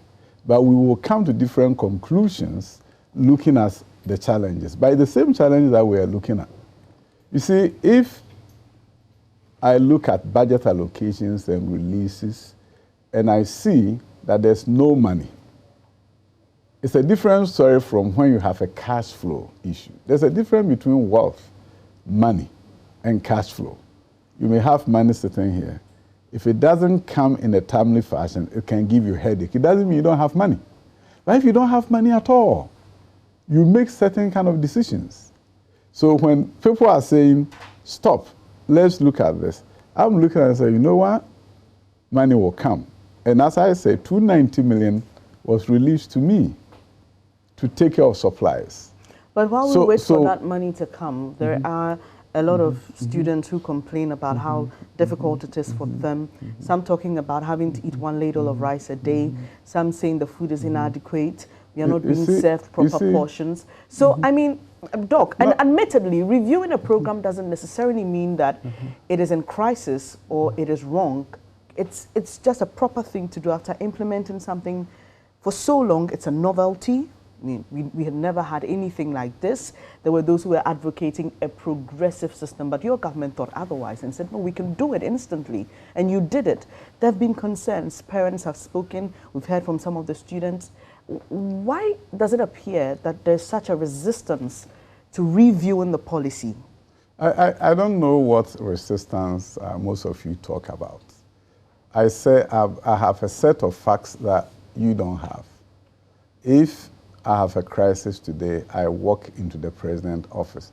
President says, Finance Minister, find the Education Minister money.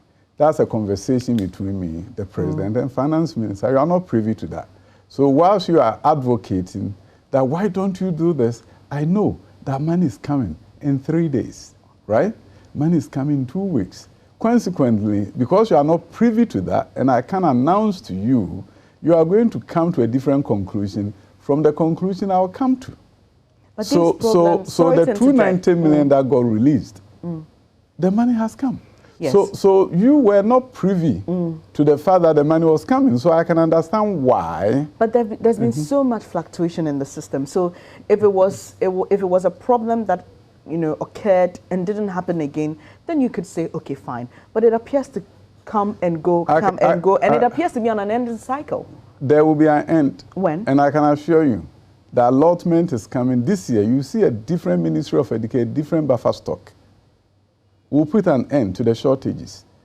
I know what I'm talking about. And you can come back here 3 months and review with me this statement. I don't want to sound pessimistic, but when you look at the general economy and where we find ourselves, is that to suggest that the Ministry of Education is having a different experience than what the entire nation is experiencing, and where would you get the support from? I'll tell you yes, because of the priority that this president has placed on education.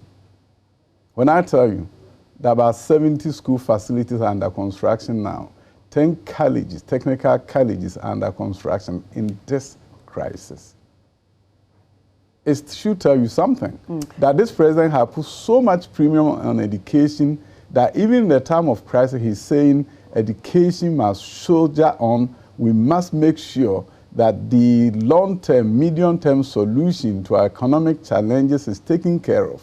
So the issue is this: education has a priority, and I'm so fortunate to be the Minister for Education. My ministry has priority, and you're going to see changes happening in many spaces where there has been some kind of concern, especially with food supply. You can come here 3 months from now, we'll do a follow-up interview, and you'll be able to see that what I said has come to pass. I don't make promises I can't fulfill. So I've been assured that the support will come. I've seen that support is coming.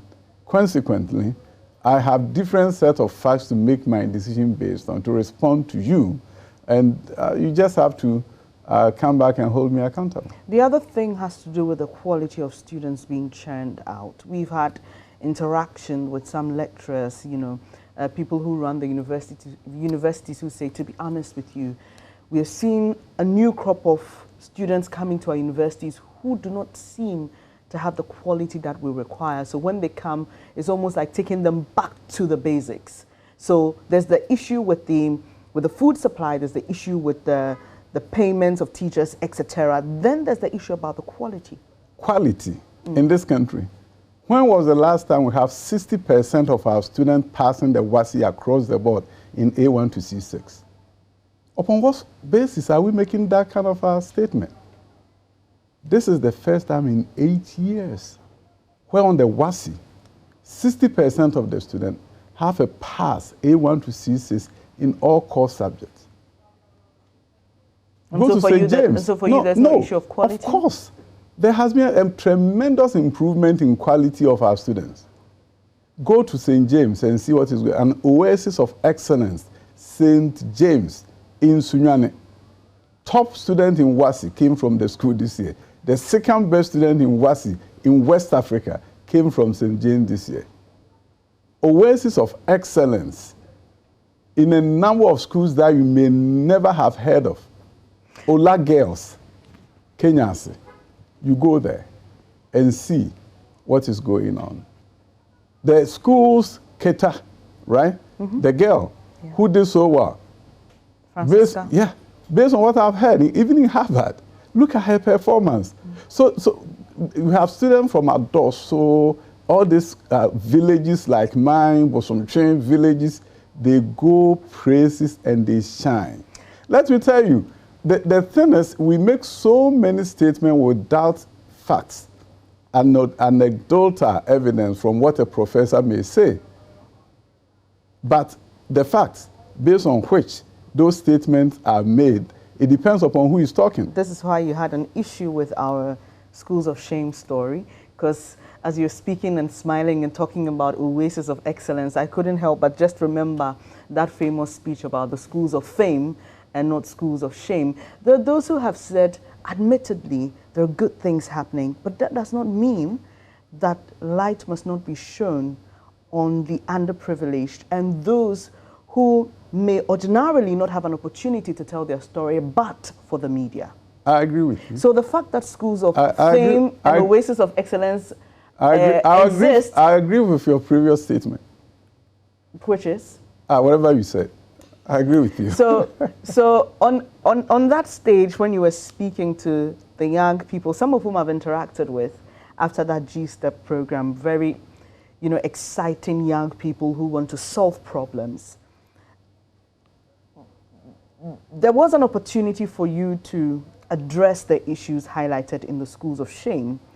But instead, you chose to question why we decided to tell that story. But I'll give you the opportunity now to tell us. What opportunity?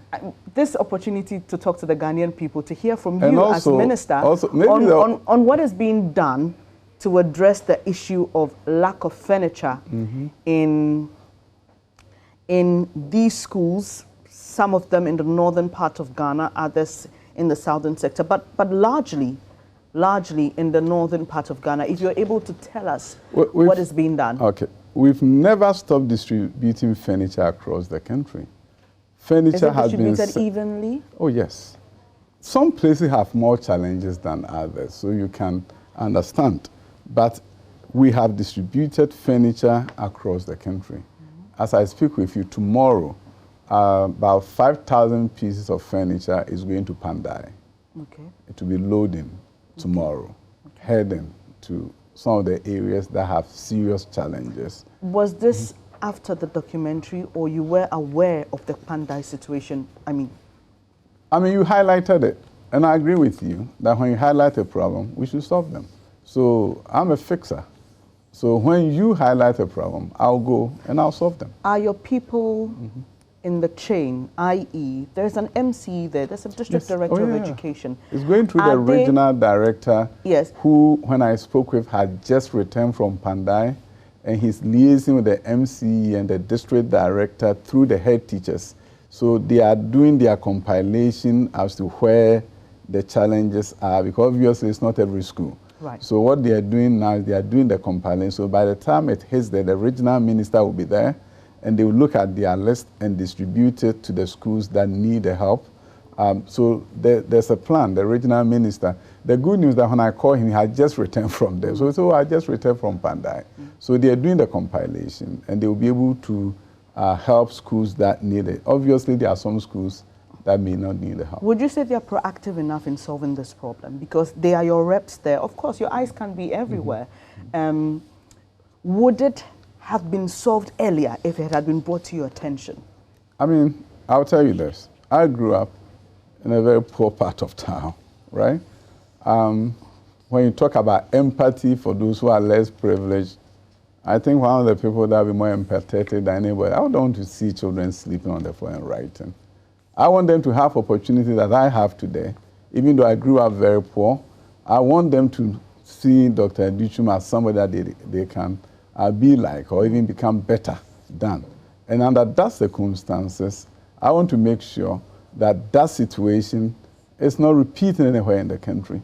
So we're looking at all means possible to ensure that no child go to school and have to sit on the floor or lie down to write. It is not right, and we'll do everything possible to stop it. We have various scenarios that we're looking at in terms of, we have technical colleges and technical schools that do carpentry. And we're working with, now we're approaching Forestry Commission to look at how we can get wood for them so that we can truly solve the problem once and for all. I believe in solving problems. I don't believe in so much about disputing, and no, that is not me. You see, how people took my statement out of context. It was amazing when I saw that they took the statement and then photoshopped it into... Rather... Oh, yes. Oh, yeah. And photo to make it appear that I was saying that those schools were schools of fame. How would I say that? You actually meant the kids who were sitting in front of you? No, no, yes. I meant the kids, Odara Basic School, and what they had accomplished. And I said, these are schools of fame. You've done so well. Look at Wadara. Wadara, the name is Wadara Barracks in Kumasi. And they are a public basic school. And I really want to commend you. I found out later that the G-Step program is fully sponsored in terms of media, sponsored by JoyNews. And you've done an excellent job supporting my brother from Dream Over in making this a world-class exhibition and competition. So I was amazed, especially when I went to one of the exhibition booths and saw somebody who had been burnt from a leakage of LPG gas cylinder and unfortunately had passed away. And the student told me our motivation for doing this is that we don't want what happened to this person who was lying there motionless at the time and then later on passed, that we don't want this to happen to anybody. And we have invented this device that can tell you in your home that there's a leakage of gas, and it can be for you to know that you need not enter that space with anything that can that is flammable. I was seriously touched. I was super excited to see that this country is in better hands if we can push STEM, push it to such a way that primary school and junior high school children are doing things that if we commercialize, will not only create jobs, but save lives. So I was seriously touched. And I refer to them and the schools that they come from as schools of fame. But when I pointed, somebody made me point to schools where children were lying on the floor to make it appear that those were the schools I was referring to. I was referring to Wadara. I was referring to a number of students from Greater Accra region who participated in the exhibition and gave me hope that the better days of this country is ahead of us and not behind us. So how are we hoping to, beyond giving furniture to schools in deprived communities in the country, how are we hoping to make them also schools of fame? One, we have to look at infrastructure in terms of the building. And I'm so grateful to the Arab Development Bank for the funding that they've provided for us to build some schools across the country. It gives me such a great pleasure looking at where the construction is and how it's going. And I've actually talked to one friend of mine who works at Joy that I want to take Joy on to go and see these facilities and shine some light on those new facilities under construction. Interesting. If you just joined us, I've been speaking to the Minister for Education, Dr. Yawase Duchuman. We've been discussing major happenings within the space. I'm sure you want to hear about the famous school placement saga, but the minister says he will speak in his own time at the right time. So we will be staying in touch with him and we'll let you know once that happens. But the other thing about the schools of shame is the provision of textbooks for the new curriculum. And this is the other thing, Doc. Fantastic ideas, the people say. Brilliant projects, poor execution. Since 2019, we introduced this new curriculum. We've had promises upon promises, and they say, how do you expect us as teachers to execute our mandate? We do not have the textbooks. So far, we heard from the president of NAT that only 3 textbooks have been provided across the board. Why are we doing this to ourselves? Why? The last time I checked, it was 4 core textbooks. Okay. And I think the 5th one has also been procured. You see, the thing is this. Didn't we put the cart?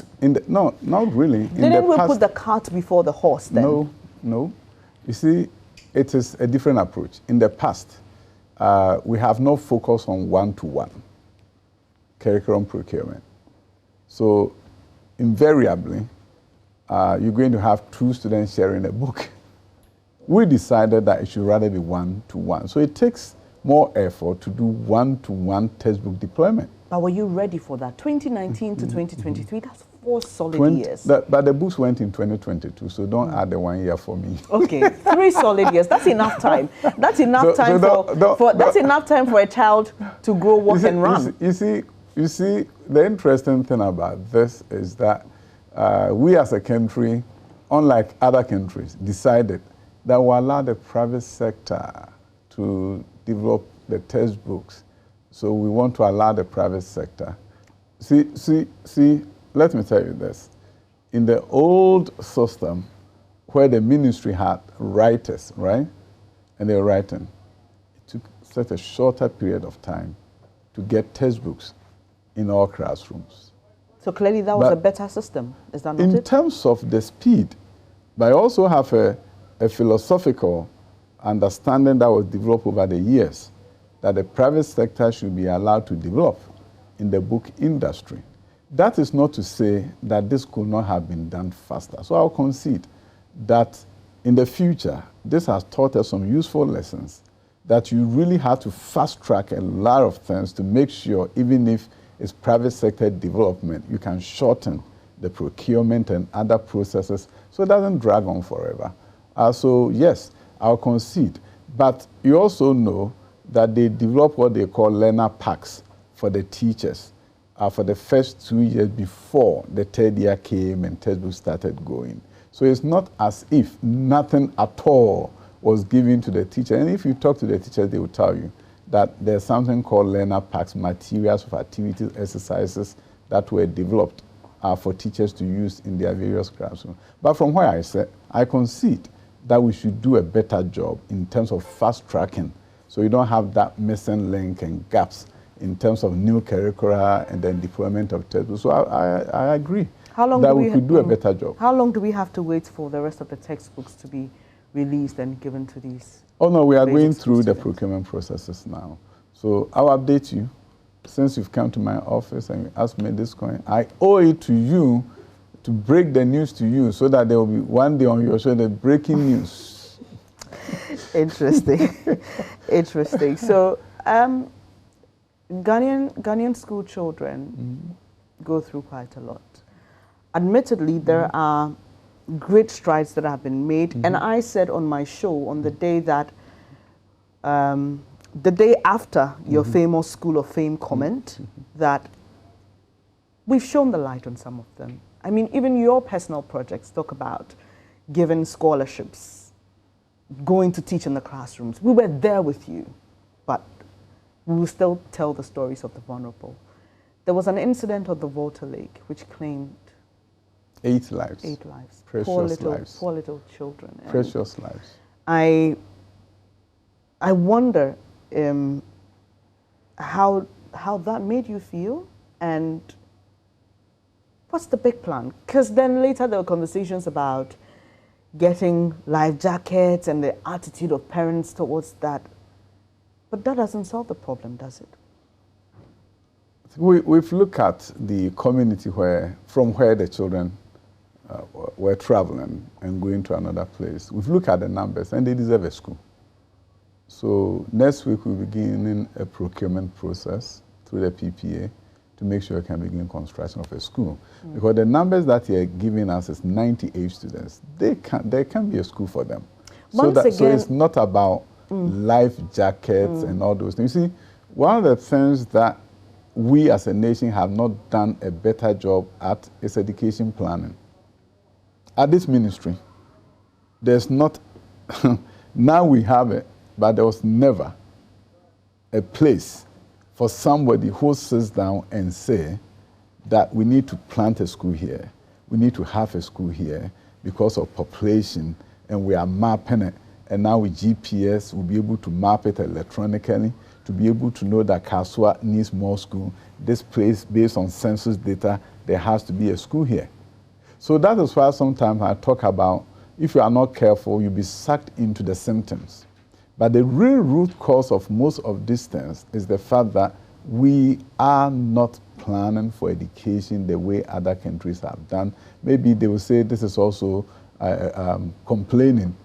But what we are doing now is that we have put together, and civil service have given the opportunity to create that planning unit with staff, so that we can begin to say that this community needs a school, and this community must have a school, and then you can target your resources towards that. So this community, based on the number of students who come from there, about 800 people live there. You have 98 students from that community. They more than deserve a school of their own. So before we talk about life jackets and other things, what we also have to seriously look at this current time is how do we develop a school there on a very fast pace to ensure that within the next 3 to 4 months, they have a school of their own, and therefore don't even need to get out and wait at the bank of a river to get into this horrible, terrible disaster that our nation witnessed. So essentially, I felt terrible, especially when children are going to school. If they were doing any other thing, it will still hurt you. But when they are trying to have a better future for themselves, and they are going to school, when this happens, it hurts us. And it's something that we all have to learn from. We're also going to have a meeting with district directors in areas like that to begin to look at what our short-term, long-term strategies are so that children don't get into harm's way, are doing the right thing that we expect them to do, that is to go to school. I believe that the lives of these 8 precious children who have lost should not be in vain. If we are able to prevent a future disaster, then even though we've lost them, and may their souls rest in peace, we'll have also vowed to ourselves as a nation that what happened to these children will not happen to any other children. So we need to begin to look at districts where crossing a river, walking through streams is a daily occurrence.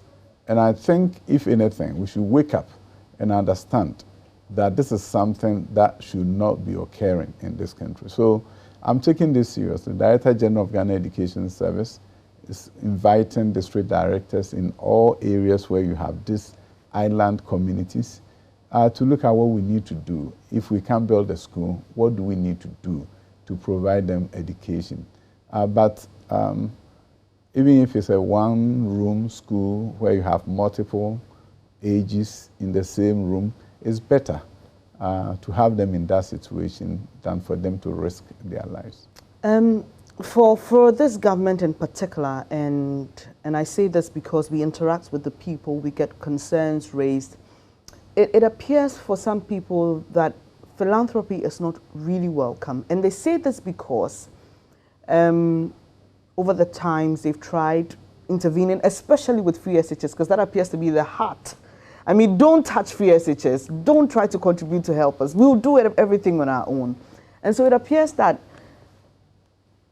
in cases where ideally people will step up to say, oh, let's mobilize, let's help solve the problem, let's build a school, let's paint the classrooms, let's provide furniture. It appears that people are very hesitant because they're like, well, they want to do it on their own, let them do it.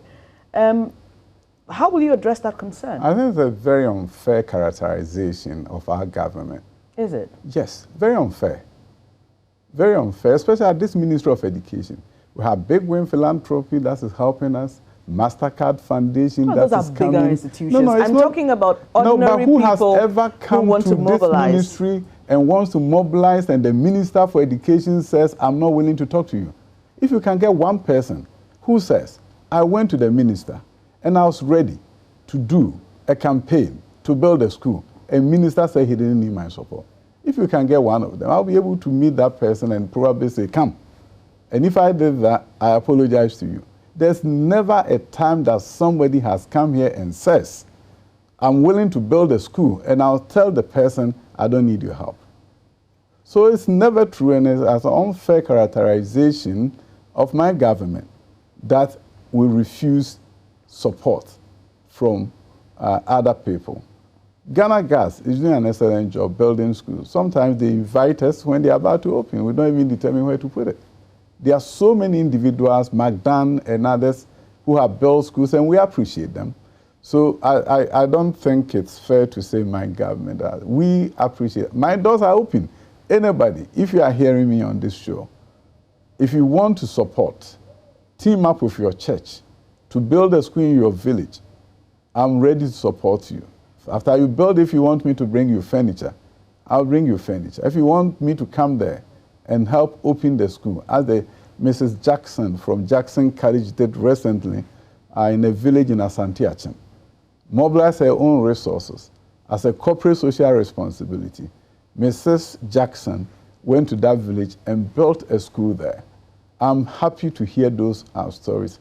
It's heartwarming to know that we want to be our brother's keeper. And I'm willing to support that effort. And I also know that JoyNews have mobilized resources, and you have been doing a great job helping build schools. I will support you, and I commend you for that effort. So please, if there's some misconception out there about our government not bringing in people, tell them it may just be a misconception. I'm ready, willing, and able to support anybody who wants to support education in this country. It's about our children. It's not about me. It's about our children. And I know how it is to go to a school in a dilapidated building, and I don't want children in this country to go through that. So we welcome everyone who wants to support to turn things around and make schools a better learning environment for our children. We'll be wrapping up the conversation shortly. This is the AM show, and I've been speaking to Dr. Yawose Ducho, Minister in charge of Education, and he's been responding to some questions on major happenings within the education space. But quickly in wrapping up, I'd like to find out from you, it appears the Free Senior High School program, which is government's flagship program, has shrouded the many other things that this government said it was going to do within the sector. So, for example, 16 free senior high school or schools built in Zongo communities. You speak about Gallop. And are you able to give us an update on those ones? Gallop? Yeah. Yeah, Gallop is galloping. 10,500 schools get special kind of funding. And these are the lowest performing schools in the country at the basic level. And they get special funding from the World Bank. In addition to that, special training is offered to their teachers. So Gallop is going well. I think we are seeing a situation where we can lift these children up to a high level. You know, the World Bank talks about learning poverty, and they are saying that in developing countries, about 87% of students at age 10, which is like primary 4, cannot read proficiently. We want to turn that around and do a better job so that we don't become one of those countries that the World Bank refers to as suffering from learning poverty. Gallop is to help us do that. Beyond that, we also have funding from Big Win Philanthropy, and we are working on what is called communities of excellence. We take over a village, and our goal is to make sure that by age 10, primary 4, 90%, at least 90% of the students there can read proficiently. And then we follow those children to high school, and from junior high to high school, 90% will move on. And then in that village, we expect to see 90% transitioning from high school then to tertiary institution of their choice. When we're able to do that, that community within the next 10 to 20 years is forever transformed through education. So yes, things are shifting and changing at that level. But of course, there's always room for improvement. You're not going to be able to fix everything, but you have to work at it and have to have a vision of what leads to transformation. In a developing country like ours, I think education should be seen as a means to an end and not an end in itself, that we are just going to school. And that is why quality education is important, but so is relevance of the education system to the needs of the country. And that is what I was speaking to at the New Year school. That is not enough for us to have more students going through tertiary. What they are doing there should be of interest to us. We are now, our GES, looking at counseling as a critical element of what you do in high school and even junior high school, given the nature of our education system, where 12-year-old, 13-year-old, 14-year-olds make a decision to do visual arts, for example. And then we tell them that you don't have the right to change your mind. Because you decided that you want to do visual arts, even if you have an epiphany and you want to become a medical doctor in this country, you will never be. Our goal is to make sure you create an education system that is relevant to the needs of our country. We should allow the youth, children, at a certain age, to be able to change their minds and say that because the nation needs more medical doctors, more engineers, I did visual arts, but I'm willing to transition. Give them a helping hand. Because, by the way, it's not because you did visual arts. But I want to tell you one thing. I think the visual arts student is the most creative mind we have in this country.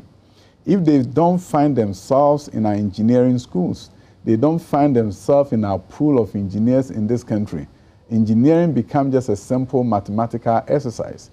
If you're talking about innovation, what that engineering is about, who better be an engineer than the person who can imagine and look at you and draw you, design a bridge, tell you that there can be a new airplane. Those are the individuals who should find themselves in the engineering innovation space. So our point is that we need to position our education system that it's not enough to allow everybody to go. When they go, quality should improve, but that is not enough. The education that they are receiving should be relevant to their needs as individuals, to the needs of their families, and the needs of their country. And when there's that total alignment, that is when education performs its rightful role as the most important vehicle for socio-economic transformation. Any update on the 16 senior high schools in Zongo communities across the country? How many have been completed? How many have been started? We have not begun. When do you hope to do so? You've got just 2 years to end this term. Just 2 years. And at this time, you're putting pressure on me. We were working with a certain nation that promised initially to provide the resources. Things did not go the way it should, but we still haven't given up. Which nation is this? I will not be able to disclose. Okay. There's an international platform, JoyNews international platform. Right. I don't want that country to come after me and say, you said we didn't deliver. Okay, all right. So in wrapping up this conversation, and once again, let me just say that I know that you're expecting to hear the minister speak about that famous school placement sale documentary produced by Fourth Estate. He's asked us to give him more time, and he will speak at the right time. So at the right time, you will hear from him, and I'm sure it will be on this platform as well. You are supporting some young people from your constituency, and don't forget that he's an MP as well. I think that people forget that most of the time. Yeah. So you are helping young people who want to do engineering in your constituency in medicine, sponsored quite a number of them, about 60 of them? Or oh, no, this year we've added some more, so we have 130. Okay, so 130 of them. Mm-hmm. Tell us what the big dream is and what your expectation especially is of these persons who are receiving the support. You see, through Free Senior High School, a number of students in various villages have gotten an opportunity of a lifetime to have secondary education. And you go to almost every village now, somebody has graduated from high school. It didn't used to be that way when we were growing up. But invariably, they have challenges with funding as to how to move on. So in Bosomtwe, I saw that opportunity everywhere. I go to every village to visit, and the parents will come to me and say, I want my son to go to police. I said, why? Oh, look at the results. And I look at the results, and it's so good in science. And I asked, Mom, why is it that I want him to go to, I want him to have a job because I can't afford for him to go to the university. I saw it over and over. And then I said to myself, what about if I could help these children study engineering and medicine? What about if Bosomtwe become the largest producer of engineers and medical graduates within the next 10, 15 years? And what about if, when I retire, I get 100 engineers to come and visit me one day, I just got excited. I decided to call my friends in the US. Say, hey, I have this new idea, new dream. Can you support me? I really want to do this. I want to do something that has never been done before. My friends got excited. I used my personal resources, their resources. We teamed up and sent 60 students the first, 40 students the first year. The next year, about 60 students came, and this year, about 30. I'm told other applications have come. We may end up with 140, maybe about 30 of them in medical school and the rest in engineering. I'm super excited. New Year's Day, they came to my house. I was so happy. 85 of them. And we had a nice conversation. Saw them off to go back to school.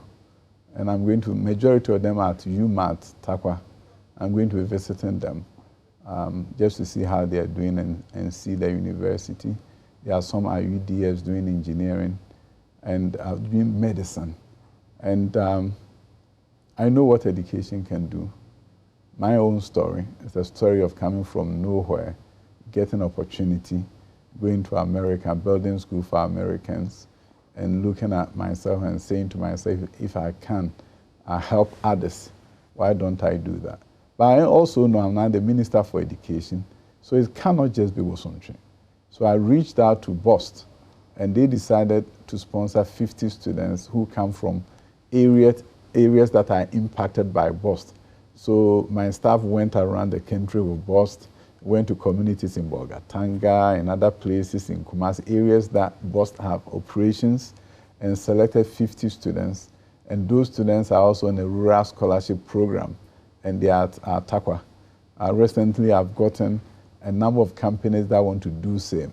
So our goal is to look for students in Zongo community, students in inner city, rural areas, who are sitting at home, sometimes 2-3 years after graduation, and begin to look at how to support them.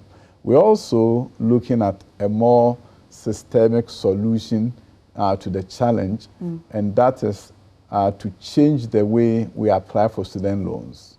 What we want to do, and they have begun, is that students can apply for student loans when they submit their application to universities. So by the time university decide whether they've been accepted or not, the student loan has also been approved conditionally. Okay. So there's an alignment. Because the reason why I still have children in the villages and they are not going is that they don't know where to get the money from. They have to go to the university, and second term or semester is when they can apply for student loans. So it's not matching. So what Cabinet has now approved that we do is to create a system that allows students to apply for the student loans at the same time that they are applying for admission to the universities, so that there will be an alignment. So when we do that systemic kind of change, and then Scholarship Secretariat also do the same thing, Get Fund, local scholarship also do the same, then we are better able to meet the needs of those who are less privileged, who otherwise will stay at home and don't go to the universities. Right, let me say thank you so much for speaking to us, Dr. Yawase Duchum. Hopefully we will be back here in a few days when you're able to give us an update on some of the things that we spoke about. But let me say that we are grateful that you can make time to speak to us. Thank you so much. Well, that was the interaction with Education Minister Dr. Yawase Duchum by Bernice Abubeidulant. I hope you enjoyed it. At least we've got some closure to some of those latest measures that have come to the fore, measures that got all of us talking. But we stay on education. We're going to focus now on technical and vocational educational training in Ghana. When you think TVET, what's the first thing that comes to mind? I'm sure you've read or heard a report that suggests that 75% of the curricula of technical and vocational educational institutions are not fit for purpose. They are outdated. The question is, how true is this? What's the state of the TVET push in Ghana? We're going to try to get answers to all of these dynamics as we host Dr. Fred Che Asamoah, Director General of the Commission of TVET in Ghana. Doc? A very good morning to you. Good morning. Ifishapa, it's the first time we're interacting this year. Yes. I think it's only fitting. Yeah. Before we get into any conversation on TVET and all of that, I'm sure you listened a bit to Education Minister Dr. Yawase Educhum. Let me say good morning to my Honorable Minister, Dr. Educhum, for the work he's doing in the education sector. It was exciting to listen to him this morning and to see the good things that he's doing to support the President of the Republic, to make sure that we can turn the fortunes of Ghanaians. For every nation, what you can be proud of is the human resource. You could have all the natural resources, but if you don't have a good human resource, you cannot turn the things around. Because even if computers are made by men, machines are put together by men who have what it takes to do it. So a very good morning to him, and good morning to all your viewers and listeners as well. Some of the matters we discussed with him, though, are thorny issues, from those 8 that died on the Volta Lake, students trying to get to school, and that was their crime. And they were in the canoe and all of that, no life jackets, died. We lost 8 of them at a go. Then there was the issue, I'm sure you've also seen, Ghana's Schools of Shame, and that's one of our latest documentaries. A lot of these schools in the northern part of the country, but in different parts of the country as well, without desks, students have to carry chairs, all kinds of things. They are on the floor, bare floor, sometimes sandy. You know, who would want a child to study in such a situation? What kind of environment would that be? And then we also spoke about school placement. I just want your quick thoughts on this. You are in that sector. What is your thinking on this? Parents are paying between 8 and 20,000 cedis to change the placements of their children. Any quick reflections before we get into TVET? My take is that no parent, I have 4 boys, and no parent will want to have their kids go to school and not come back. So I first want to express my deepest condolence to the kids that lost their life. In countries, in advanced countries, sometimes when your kids go to school, you are praying that they can come back safely. In our countries that kids will go to school and never come back because somebody decided to be crazy and shoot around. We as a developing country, unfortunately, have not been able to reach that level whereby our kids have to cross a river to go to school, where some people are living in the interlands, farming, and as such, they need to also have their kids go to school. Unfortunately, we've not been able to get to the level that all our kids are able to access education within the shortest distance and also with the best quality facilities.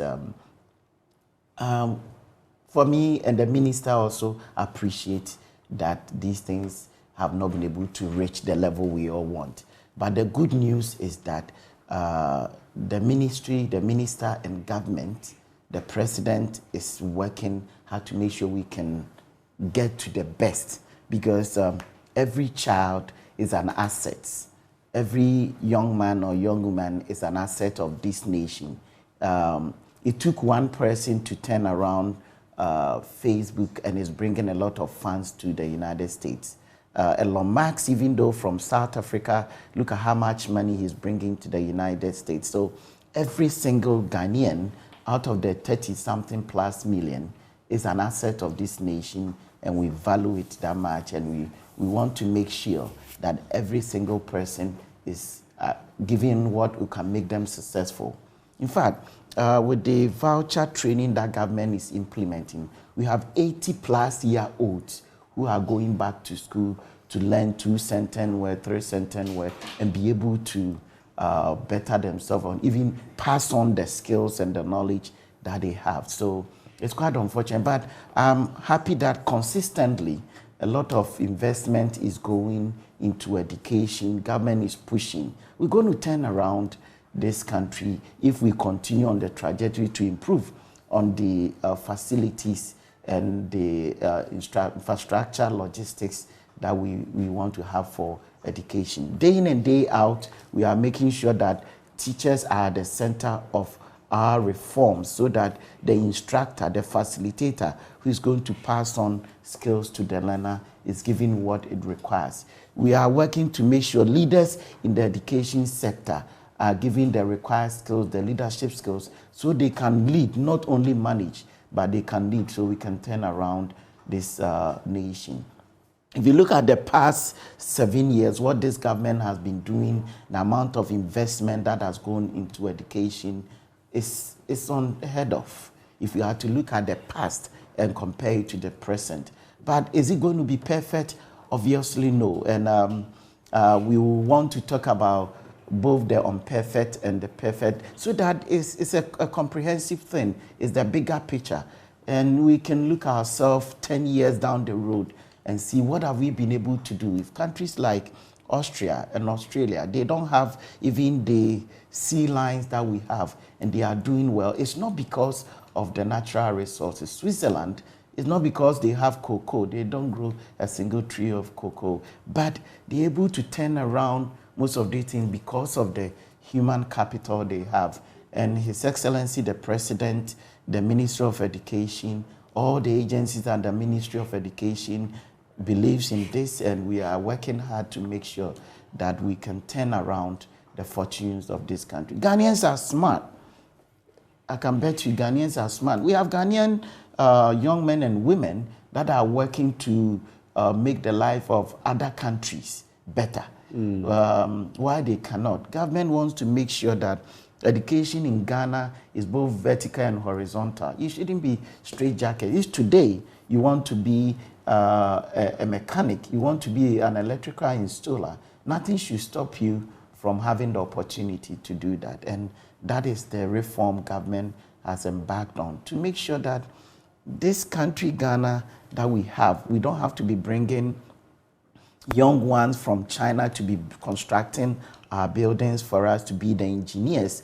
We have young ones in Ghana here that are really smart, that can do so much. It's interesting you point to that, because just recently I saw a video of Professor Elsie Kaufman, I believe the dean of the College of, or the School of Engineering at the University of Ghana. It was a TEDx talk, and she was talking about how in Ghana we learn so much by rote. It's all about who is the one who can chew the most, put it on paper, and that's it. Those are the engineers we are creating. So we chew, pour, pass, forget. Our engineering, which is supposed to be very practical, is all on paper. So we don't get anywhere. And come to think of it, she has a very good point. You look at the University of Science and Technology, which was meant to be technology, science oriented.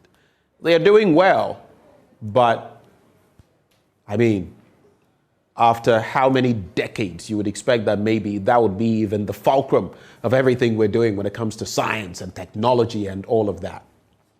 We're just glad to, and look at the projects in this country. You have the circle interchange around here. Queiroz Galvão from Brazil came and saw to it. Most of the projects, you have many engineers. I know usually there's a local component, but we can't even man a lot of these ourselves. How many of these projects do you see being manned wholly, solely by Ghanaians? You always have the Chinese, the Brazilians, the Italians coming through.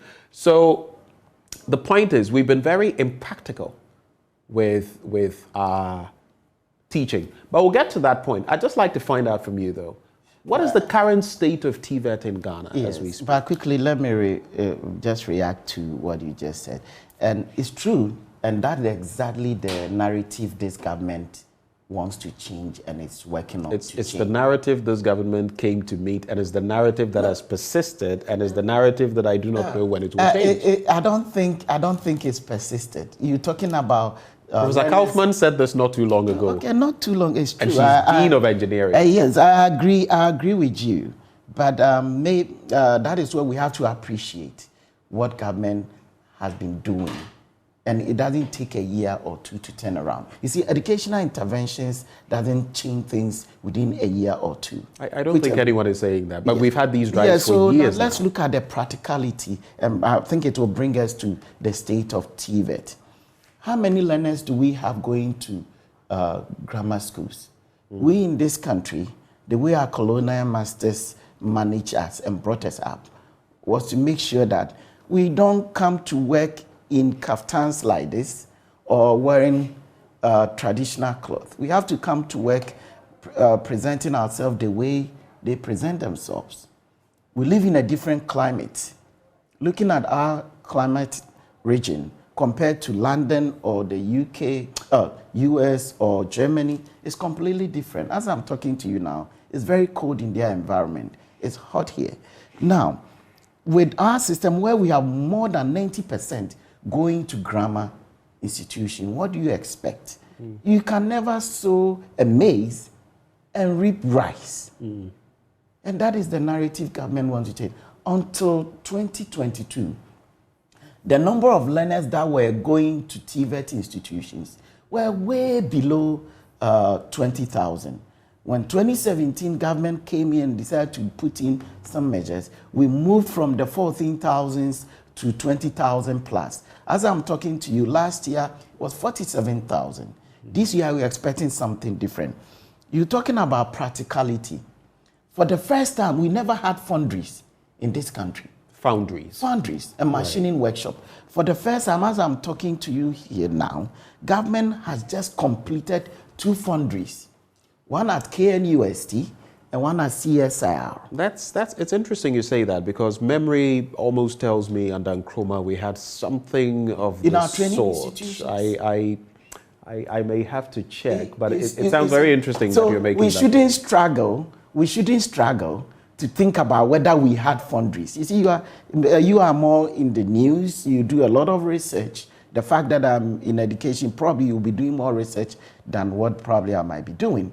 But you are struggling to remember whether we ever, why should you even think about Nkrumah, we having foundries? How many years now? 65 years plus. And you are thinking about Nkrumah foundries. And Nkrumah foundries cannot stand the test of time today. And I'm saying we never, for the first time, we are having foundries in our schools. And the training, which is about to start, is going to change the narrative. For the first time, all our technical universities, 8 of them, have mechanical workshops that have CNC and lathe machines that we've never had. These are modern industries. And last week, the Honorable Minister asked that I write a letter to all our technical universities and the technical institute that benefited from the $190 million project of infrastructure that has been completed and handed over, that all of them should come out with their business plan, let us know which industries they are collaborating with, and do they intend to make sure they can use it to properly teach our learners not to memorize, but to be able to memorize and also able to do stuff. We don't want a situation whereby we have an engineering student who has memorized and know how to do calculations and pour them out, to be able to say yes or no. But the learner at Kintampo, who did electrical installation, and we did the national skills competition, took him to African skills competition, and was able to perform better than all the learners that met or trainers that met in South Africa, and came out second in electrical installation. This guy is now at Accra Technical University. He reached out recently. He asked for a computer, which I'm working on to make sure I get him a computer. He's an electrical installer that is able to understand PLCs and the latest things of doing stuff. He hasn't gone to KNUST, or he hasn't gone to engineering at Legon. But I'm telling you, this guy is smart because the training is such that he's been able to do practical things. During vacation, he's able to go and work in the industry and help people that are doing work. So the hands-on is there. So the state of our TVET now is that government is saying in 2018, what government skills study found out is working on it. One of them was the fact that the curriculum needs to be updated and it has to be competency-based. The good news is that government has invested a lot of resources into it. As I'm talking to you, almost 47 trade area curriculum has been developed that we are putting in the processes to make sure that all facilitators within our TVET institutions, including our technical universities, are able to use competency-based training. That is where the chew and pour will be out. Because in the competency-based training, it's either you are competent or not competent. These machines that you are seeing are machines that, you know, by God's grace and with what His Excellency, the President, wants to achieve, he's taking us around the world to see some of the best practices. Some of these machines, you go to our technical institutes and technical university, they have 1, 2, and 3. But you go to some schools in the United States and they have, or Germany, and they have just 1. So we are blessed. So this is not something that we should come back in 10 years and say that we want government to put in more resources, over another 100 million to do it. We should be able to turn around with the smart case that we have in this country. Just an interesting question. Looking at the positioning of these institutions, where are they concentrated? Across the country. Across the country. Across the country. It's an important, there's a reason I ask that, because a lot of the time we concentrate these in the major cities and all of that. In fact, some of the very people who need this kind of training are not those that you would find concentrated or in the urban, very urban areas. That is why I'm posing that question. Yeah, across the country, because this institution, this equipment you are seeing here is scattered across the entire country. When you go to Bolga, you see them. When you go to northern region, you see them. You go to Saboba, you see them. You go to Takrady, you see them. You go to Kukrantimi, you see them. It's scattered across the country. And one good thing government did on top of it, I believe, I want to applaud the Daily Graphic for the good. You see, we work together, and one of our best tools is to make sure we have the media able to propagate some of the news for us. Daily Graphic today spoke about the 9 TVET centers government is building across the country. That's about 150 million US dollars. And all the new regions, if you look at the new regional demarcations, all the new regions really did not have much TVET institutions. And as I'm talking to you, that all the 6 new regions are going to benefit from the Category A TVET Centers of Excellence. It's part of the 32 TVET government talk about working on. The first phase, all the 6 new regions, each of them is getting 1 new one. Western North is getting 1. Savannah is getting 1. Oti is getting 1. Ahafo is getting 1. Bono East is getting, so all the 6 new regions are getting 1 each. The second phase will be coming. Then in addition, there's an upgrade of the existing infrastructure which government is working on. And I think we have to do a good job by communicating to Ghanaians and for them to make decisions where they should get their wards to go to. Because the child that will go to Cape Coast Technical University, I'm not going to run down any university. The child that will go to Accra Technical University, this workshop that you saw here, Accra Technical University has one. We are hoping that we can have majority of our young ones go to Accra Technical University, Cape Coast Technical University, Tamale Technical University, Bolga Technical, and Ho Technical University. When you go to Ho, you see this same set of equipment, the mechanical workshops you see at Ho Technical University. All the 10 technical universities, you'll be able to see them. Takrady have not received this mechanical workshop. Koforidia has not received. As I'm talking to you, we are in the process of providing Koforidia and Takrady Technical. So it is clear that at least there's been some targeting, and we have furnished these institutions with requisite tools, which is a very positive first step.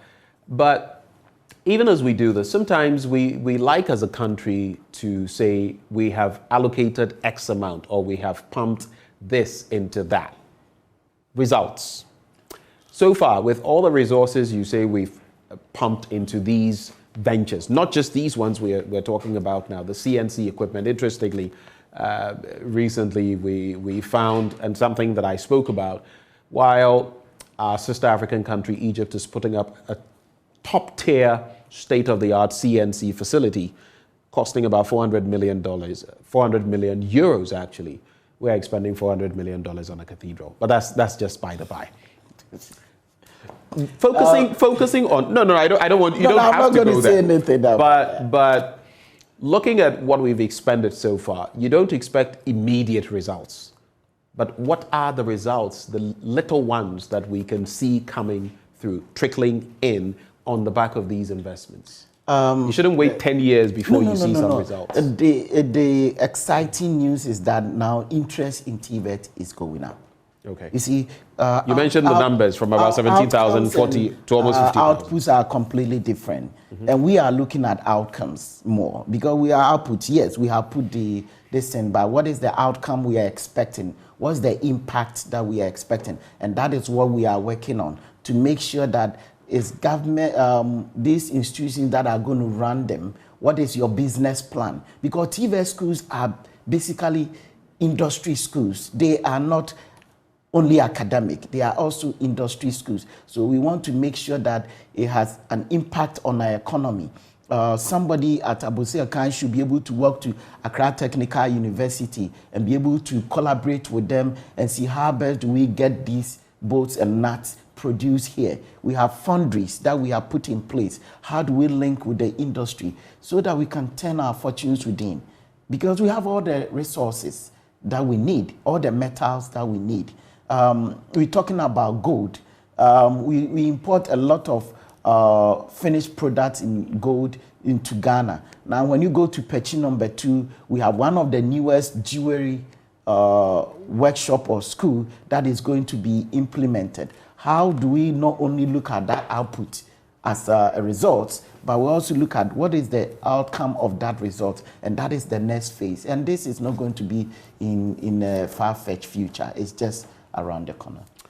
Well, that story I was making mention of, which you've also cited, I actually spoke about it earlier during the news review. Construction of 90 TVET institutions progresses.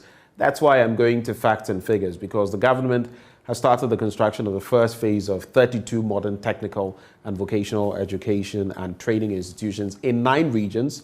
That was started last year towards modernizing the sector, with some $158 million being invested in that direction. We're talking upwards of about 1.2 billion Ghana cedis that is going into this. So obviously we ought to be probing what this is going into. It mentions that additionally, the Ghana-China project of the rehabilitation and upgrading of technical universities and technical institutes, which include construction of workshops and laboratories and the supply of installation equipment for disciplines in electrical and electronics engineering, welding technology, automotive maintenance, civil engineering. It goes on and on. What can we expect in this regard? We're expecting that at least these 5 sectors you're talking about are improved. Learners are able to acquire the skills, not memorize them, able to perform and utilize them to come out with new products and services. Doc, are you just saying this? I mean, no, hold on. Are you just saying this on TV, or is that the real plan? Is that the actualization? Because you've just heard, I just cited Professor Kaufman that is why to you, that she at where she is saying our education is tailored for this. Are we being practical? Following up, and I'll be glad to take Prof around these technical institutions to look at and see how. We want them to collaborate. So we are not just saying, now we have the outputs. Now we're looking to the next outcomes. What is the impact? So we are not saying it. I just told you that last week I've written to all the technical universities and the technical institutes to put out the plan as to how these workshops are going to be made use of. How are we going to maintain them? Which industry? Each one of them should tell government which industries are you collaborating. We're not going to let them sit there and let learners just pass through. These workshops are to be utilized. They are to be used. So even if you come to furnishing and maintaining government vehicles, what collaboration are these technical university and technical institutes having with the industry? Remember that for the first time, government did not just talk about sector skill bodies. He has set them up. Now we are moving on to the process whereby these sector skill bodies will be able to support government agenda in skill development. We need them to make their places of work available for what we call workplace experience learning. In the first line, government said we need to implement competency-based training. Our next phase is to make sure that all the facilitators, assessors within these institutions are given the capacity to be able to use that methodology. That means that when you go to school, it's not about, even if it's English, it's competency-based. It's not only able to memorize and write, but how are you able to use it in your daily activities? And that is what government is working on, and that is not just a talk. That is what is being implemented. I wish that you get the opportunity not only speak to us, that are the implementers and the policy makers. I would love that maybe you could have a show. We were working on something that we could have a show so that you can be going to this. So we don't only hold government accountable, but when we government get its bit done, then our stakeholders, the institutions, the learners, the workplace, people are also held accountable. That is how we work as an ecosystem. We can, and that's a fair point you make from there. When we often talk about the things that are not available. When they are available, of course, we must make the most use of them. So that's a fair point you make. But what's the projection? Before we talk about some other hurdles that you have to surmount when it comes to TVET education in Ghana, what is the projection? I'd like to find out, lest I forget. By, say, 2024, by, say, 2026, 2028, 2030, what is the projection? Do you have any plans? Do you have any projections that as we've started on this journey, by 2024, this should be the state of our TVET institutions? We should have increased the number to X. We should have X number of our population feeding into TVET. We want to have a number of them in the automotive learning, curve, if you like, this and that. What is the plan? The plan is simple. One, we worked through the first 5-year strategic plan. Now we are moving on to the next one. We want to first this year to make sure. So you've completed the first 5 years, 2018 to 2020. What has that yielded? I mean, the plan versus the achievement. Yes, it had 5 policy objectives. Under the governance and management, we've been able to establish the Commission for TVET. We have established the Ghana TVET Service. We have established Akintina Piaminka University of Skill Training and Entrepreneurial Development, Amstead. We have established 12 sector skill bodies, which is led by industry. That is under governance. Under expansion, access, we've been able to improve on and upgrade, which I think some of them you just showed. We'll be able to upgrade all the existing facilities and expanded them. All the SY and VTI institutions have been upgraded. We've added facilities to it, more classrooms, so that we can increase access. We have embarked on My TVET campaign and skills competition to change on the perception of TVET so that more people can get to understand and get to know, so that we can increase the number of people that are going to TVET. That is what led to this 47,000 we're talking about. When it comes to quality, we have made sure that not only quality involves having the infrastructure there and having the right linkage with industry, because they are the off-takers of our products, making sure that the demand side is coming from them. So development of competency-based training curriculum, starting with the occupational standards from industry for quality, have been done. We've been able to ensure that we have developed a minimum of 47 trade areas CBT curriculum to improve on the quality. We have established a law that says that you cannot run TVET institutions without getting the accreditation. Now that law has been passed. We have given people almost 2 years to come and accredit. They haven't done. This year, we are going to embark on enforcing those part of the law. So that's the first 5 years. And this is what it has yielded. This has yielded. Administrative and on the practical level as well. We looked at over the next 5 years. What are we? The next 5 years, what we are looking is to increase the collaboration with industry, because they will be the ones to be able to support government to be successful in TVET. So we want to increase collaboration with industry from what we have been able to achieve. We want to make sure we can license and professionalize our TVET graduates so that they can respond to the standards that industry is doing. We want to make sure digitalization is part of the TVET system, because this country is moving towards, the world is changing. Things are changing real fast, and we cannot wait another 40 years to catch up. So we have to. How exactly is TVET going to, this drive going to harness digitization and by extension, digitalization, where we monetize digitization? Yes, because digitalization is where the entire system, you move beyond digitization and you make sure the system has taken it and using it. For instance, if you look at our assessment in TVET, when you go to a garage in other jurisdiction, the auto mechanic doesn't do only paperwork, but most of the time to also be able to use computers and technology to be able to do diagnostics that might take you 5 days or 3 days to be able to find out. So we want to make sure these are incorporated.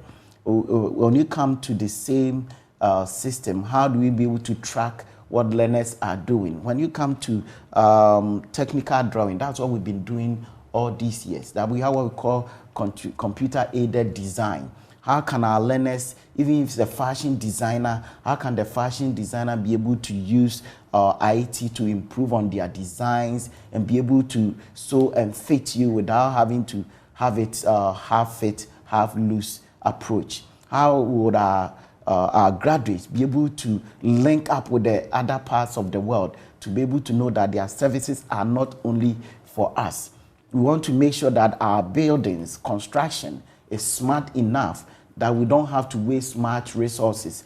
Our experts, our skilled people should be able to use IT, technology, to be able to do all the simple calculations that they need.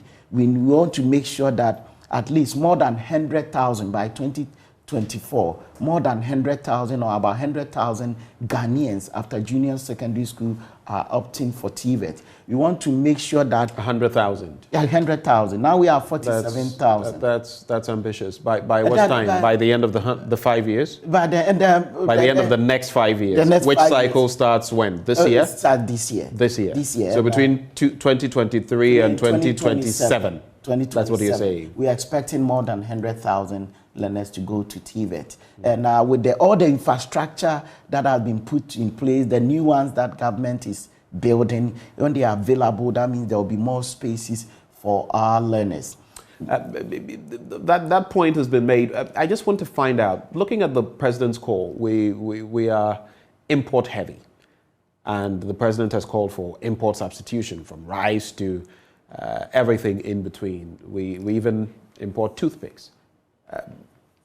How is TVET going to feed into that? This is what I said earlier. You know, agriculture colleges have been realigned to the Ministry of Education. The farm institutes have been realigned to the Ministry of Education. If you look at the Skills Development Fund, one of the places that we are supporting very well is agriculture.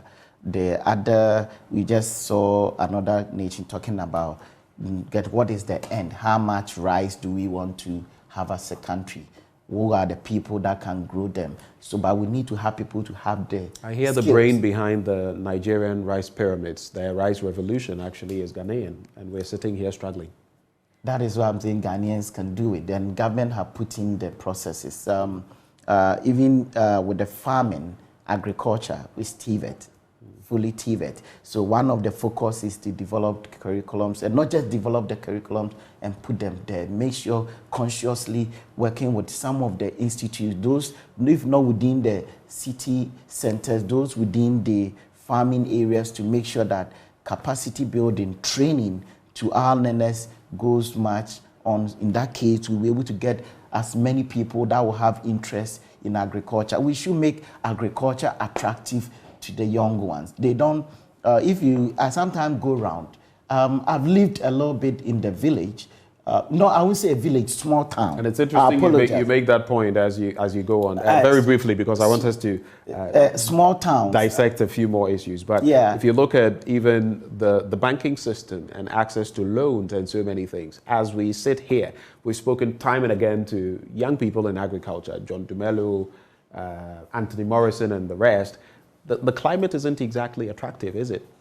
It's very unattractive as it is now. Do we have the off-takers? Yes.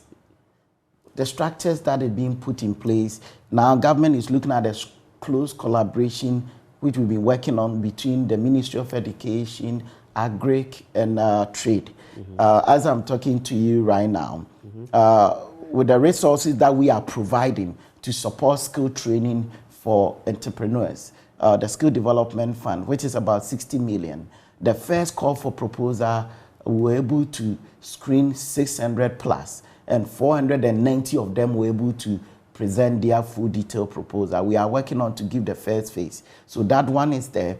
We have the youth start. We have to make these things more known to the young ones in our training institutions so that they can recognize and see the opportunities around them. So we are not just, we are not just giving them the training, but we want to make sure we are adding the soft training that they need, the entrepreneurial training. We can never have 100% Ghanaians being entrepreneurs. The 20% to 10% will still be the entrepreneur. They'll be employing the other ones. We want to make sure we can identify them as early as possible, get them to be interested in agriculture. So very quickly, so what model then are you going to be following? Is it like the German model where very early on they start looking at you, you show inclination? Maybe you're not so much of the person who would, I mean, the former German Chancellor, Angela Merkel, if you know her background, you would know that she was a science-oriented person. Look at where she ended up. So they look at you right from the start. Switzerland, they look at you right from the start. Where's your orientation? They start pushing you in that direction. So it is clear where you are headed. Is that the model we're seeking to follow? It's a combined approach. We cannot just pick that. It's a combined approach. And the good news is that you're talking about Angela Merkel, who is the His Excellency the President worked very well with and continues to work very well with the German government. Germany and Switzerland are the countries that His Excellency took us to go and learn. As part of the next 5 years or so, we are looking at a dual training TVET, whereby our learners, if I decide to go into media, I should be able to be admitted through JoyNews so that I can start. Whilst I'm here 3 days, I can spend 2 days at the workplace. If I want to go into agriculture, I'll be employed or admitted by an agri company, so that from start, I'll be going to the farm, I'll be going to the field and get to understand what rice cultivation is, if it's poultry farming, if it's maize, whatever it is, so that you can acquire the skills. You don't come out looking for jobs. So we are looking at approach. We cannot just lift what is in Germany and drop it here. We are looking at our culture, we are looking at the environment, and looking at the comprehensive approach.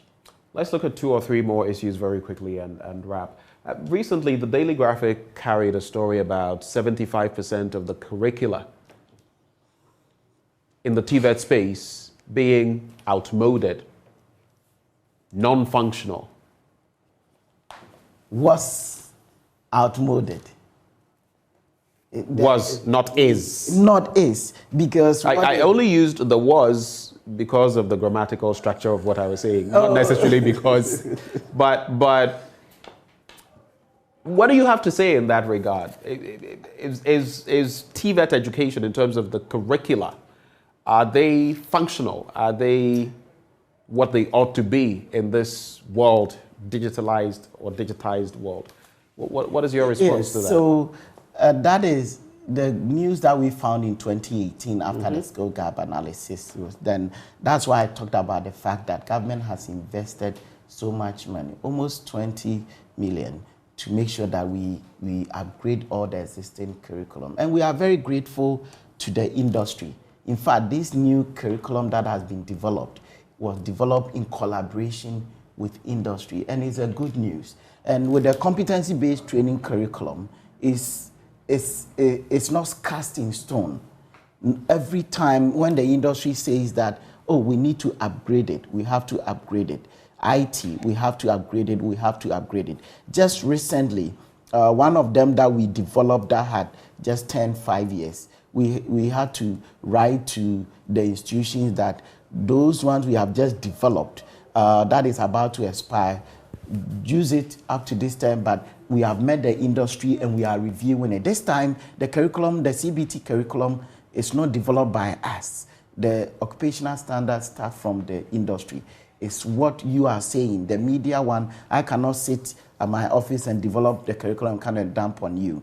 And we are working on to make sure that over the next 5 years, CBT will be fully implemented in all institutions. So our learners will not come out and just be looking at memorization. If you are saying you are a fashion technologist, you should have been able to know how to cut. You should have been able to know how to design. You should have been able to know how to sew. You don't come out as a fashion designer and you yourself, you cannot sew your own clothes. That is what government wants to do. That is the approach. He has put in all the structures in place and we are taking off. All right. So 2 final questions to wrap. One, how do you overcome the hurdle of negative perceptions? Just as with agriculture, where the young people say, look, it's not attractive. How are you overcoming that in some 30 seconds? And finally, a very interesting question. So you have some ambassadors for TVET, right? How did you come by these people, and what went into the selection of these ambassadors? Very quickly on the 2, maybe some 30 seconds each. What we have to do to change the perception is to communicate. Communicate what is being done. Because first you need that, because TVET is a product. You need to change the product that you are selling. Sometimes the product we sell, you think your customers won't need it, but that is not what we need. We have to go down to the people to ask what they need. And industry is telling us what they need. So government had to change their approach.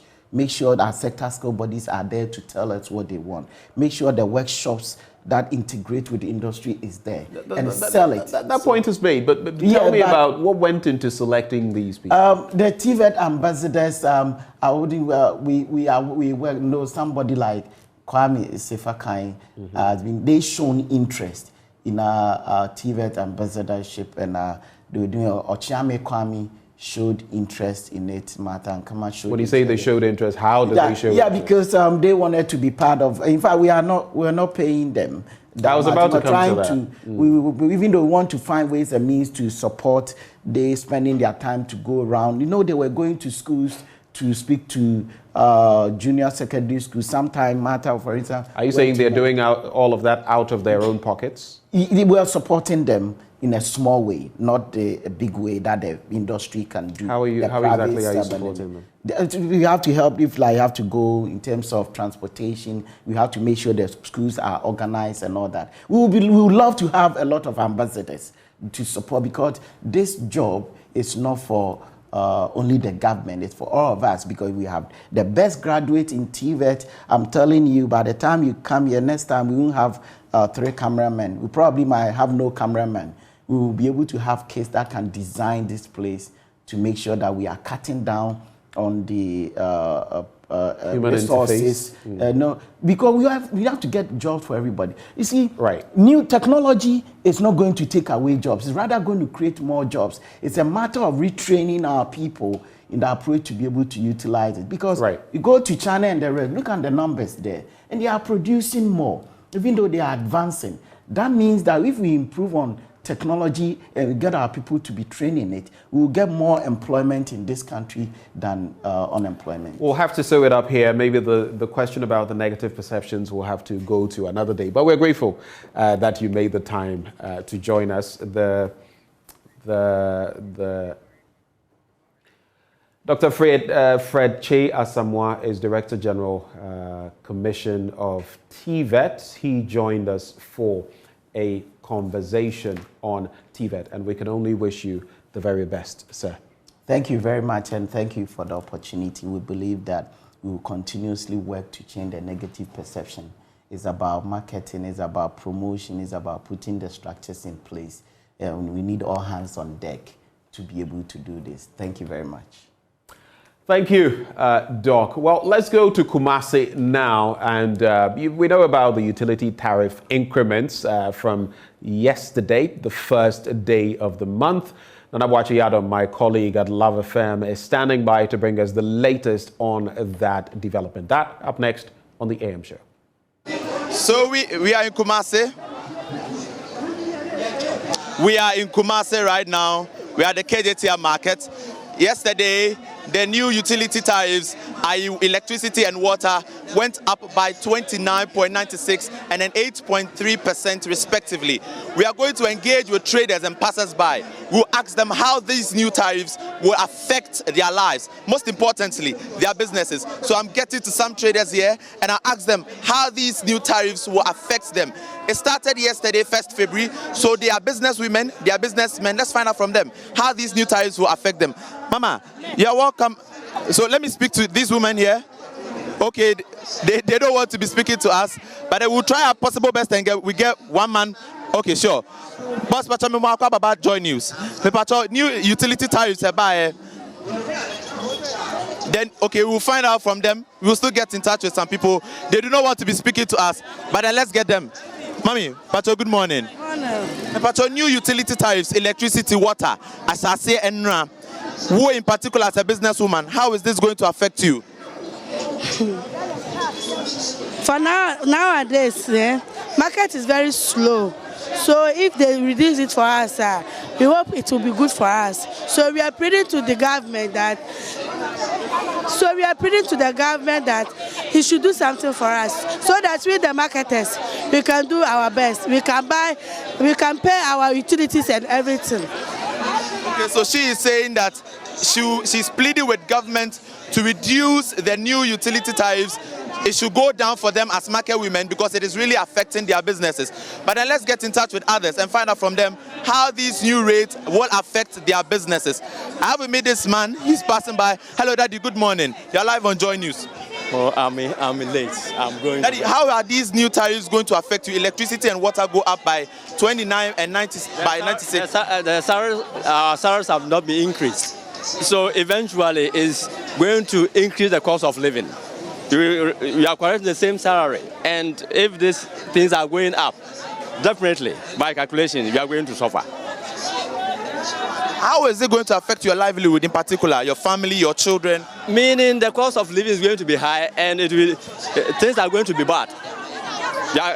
Our cost of living is going high, and therefore, our price is going to be very serious.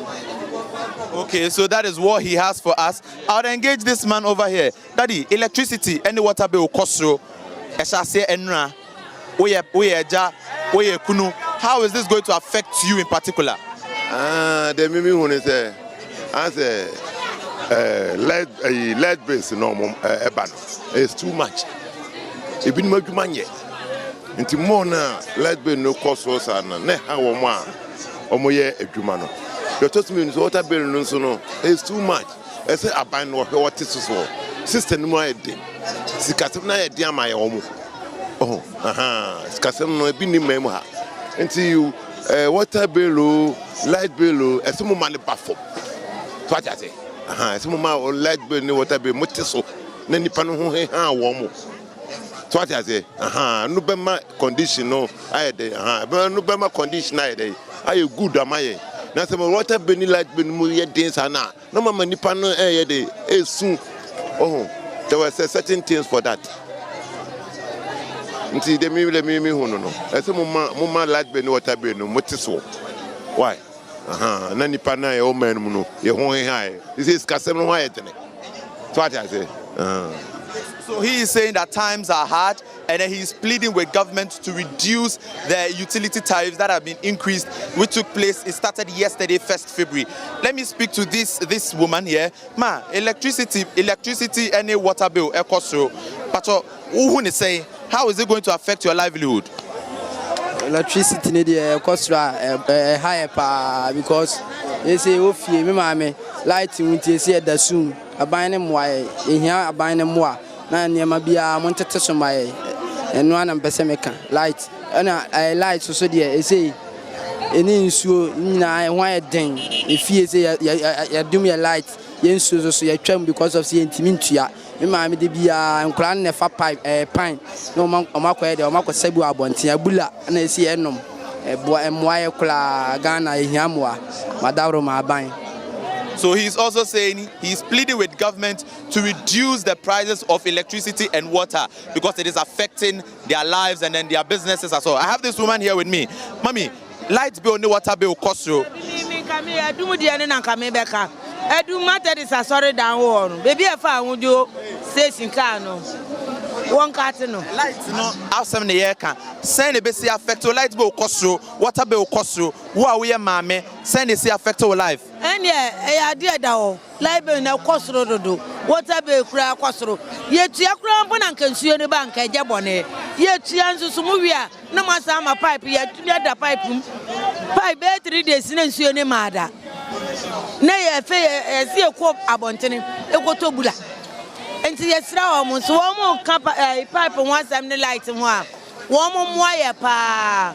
One more wire and a light no. One more shanka once some from my wife. Any light in any na. Okay, so she's also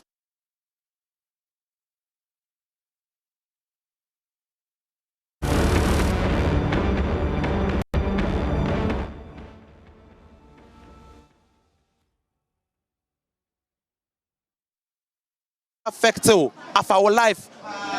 Say nyame ni mama ni moye den pa. Say ka mi firi dwom ba, mi bu mi nsuo. Mi firi fie ba mi bu mi nsuo na me de agu asam bag maba. Yentimu ndo nsuo ba ko 50 pesos. Say the moye na na do on hwe no nye ye hu bibi man. Why?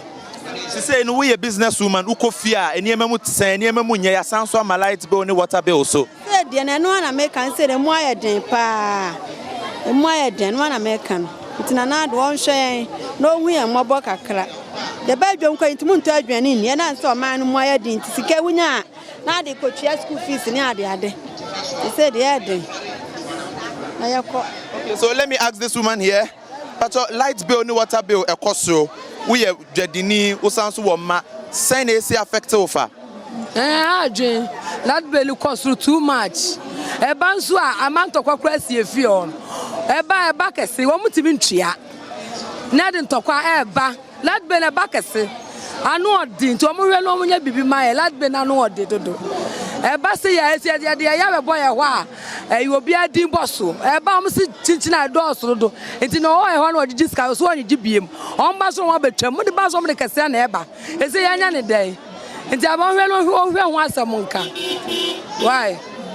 So she said that they are unable to pay the new utility tariffs. And then it has even led to several fights in their houses. So let me get one more last person and then find out from him or her how these new rates is going to affect their business. Mama, you are live on Joy News. Electricity bill cost you, water bill cost you. Send a basic affect to business, Afa.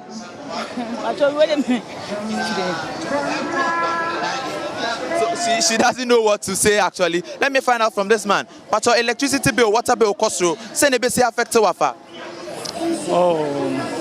It's just we are wired in Jandia, normal. We are wired in. I buy a paper to see. Or man to so Kojuma more board and then I want no board and then. And you know, Sana, yeah, no man, Sana. So we are Papa or Busia, as I say, and who say? Say, oh, Sana, dear, I can't blabber home. Send your my boy bed, and I didn't I can't blabber home. And Jandia, my friend say. Nina answer was to the oil. Also, by you don't want to wire now. Bamajina cracker. So, what is the dear beer? Say, then I'll the best sabine. Oh, a band dear. A band dear, who said the oil biano. No matter the oil beer, because or to Tonyama. Is here, Bianca, a quiet tone suquine, Cosi, Vance, so lake wing, a quine our. Oh, I some tapato, of course, was I tell so. Yes, on a man find trouble in Mason. Jabandi and I put the bottom yaw yabwa. And the year my mini payana, a year in Papa. Sana Bitmaka. Bye bye. Okay, so he's saying that he believes times are hard, but then government should also do something about it because times are really, really hard. Things are not going as expected of him.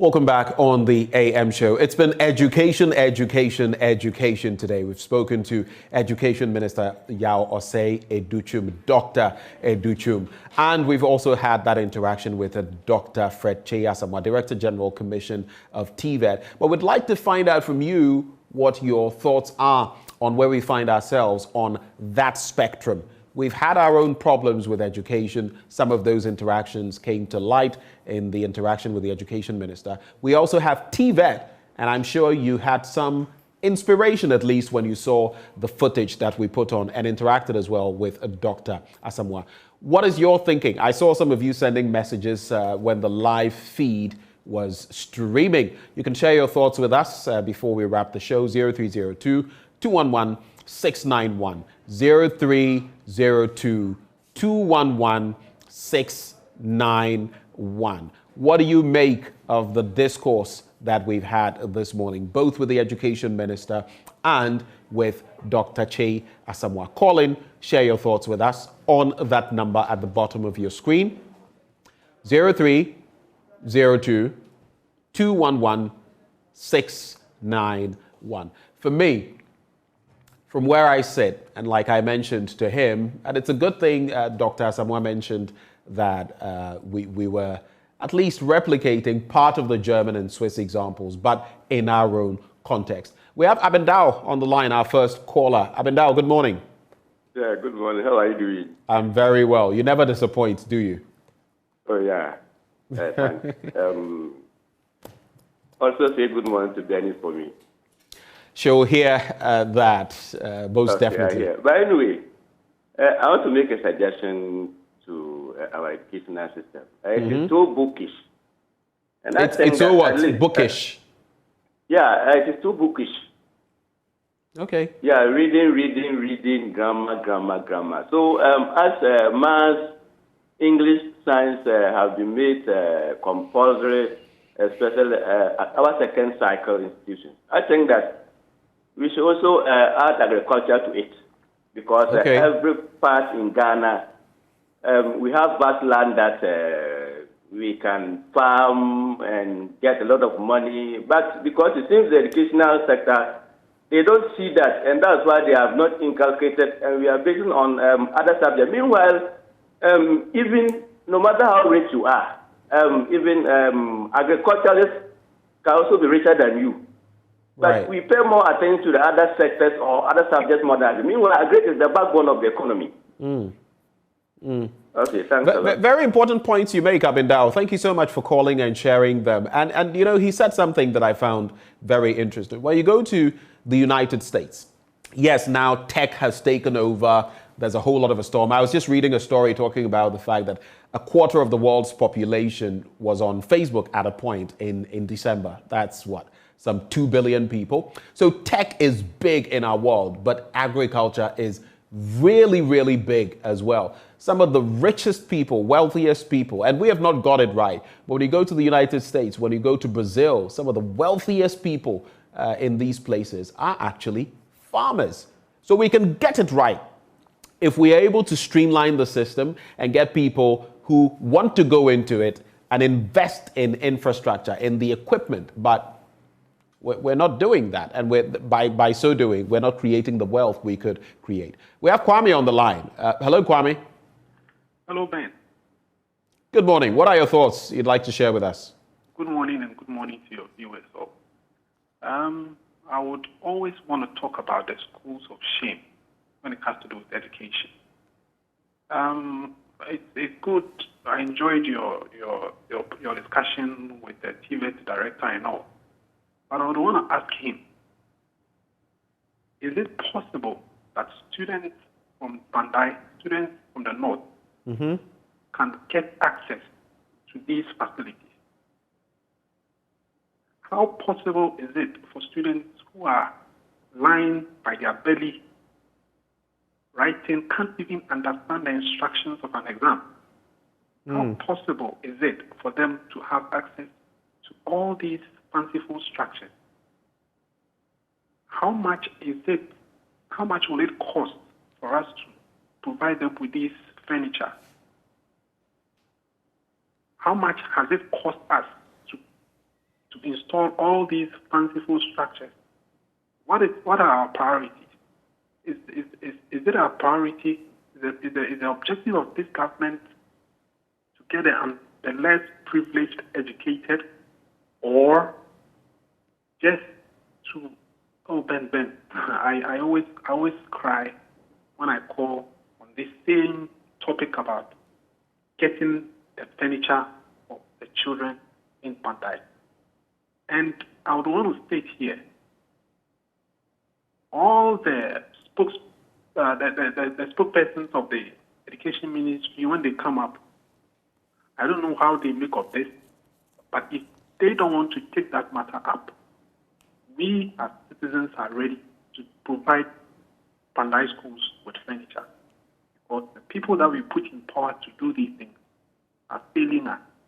And I am so ashamed to be called a Ghanaian.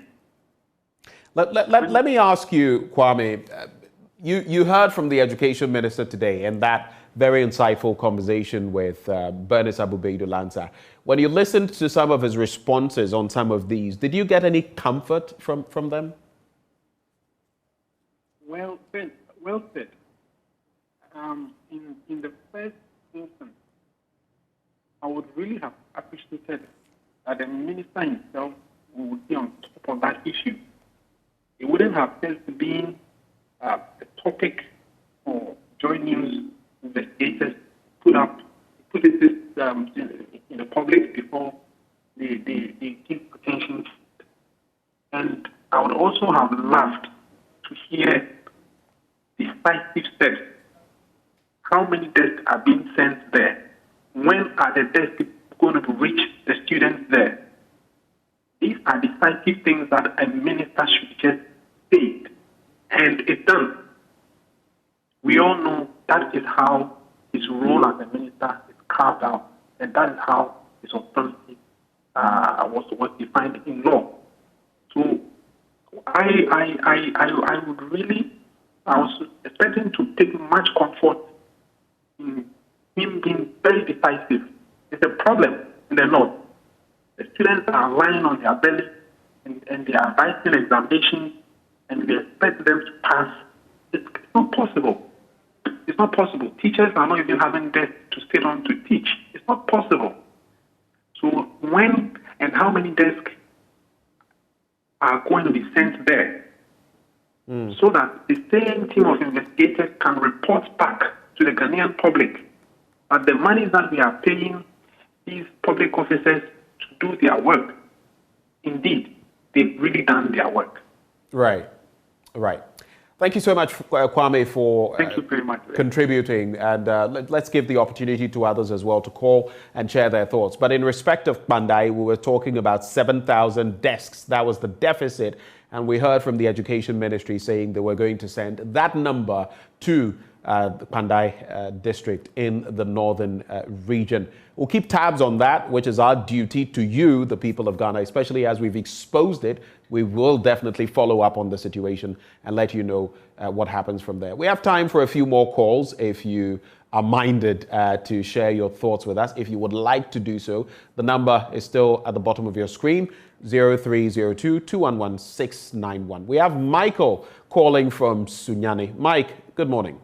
Good morning. How are you? I'm very well. How about you? Very great. I'm a fan of your station, and that's congratulations. You are doing perfectly well. Thank you, sir. To be frank to you, from our educational system, we rapidly miss our way.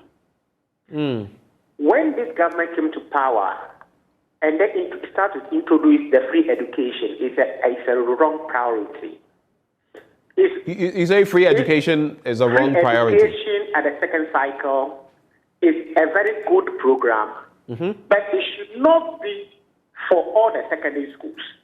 Let us go the technical way. When you are going to do a technical course, it should be free education for you, so that we encourage a technical industrialization into this country. When you want to go the long way, go and pay for it. That is another one. I'm a product of Atiavi Secondary Technical School. 1994 group. I did agree accounts and extension. In Bronx Ahafo, my brother, we can produce food that will feed this country and even export. But come and see what Bronx Ahafo, the land is just there.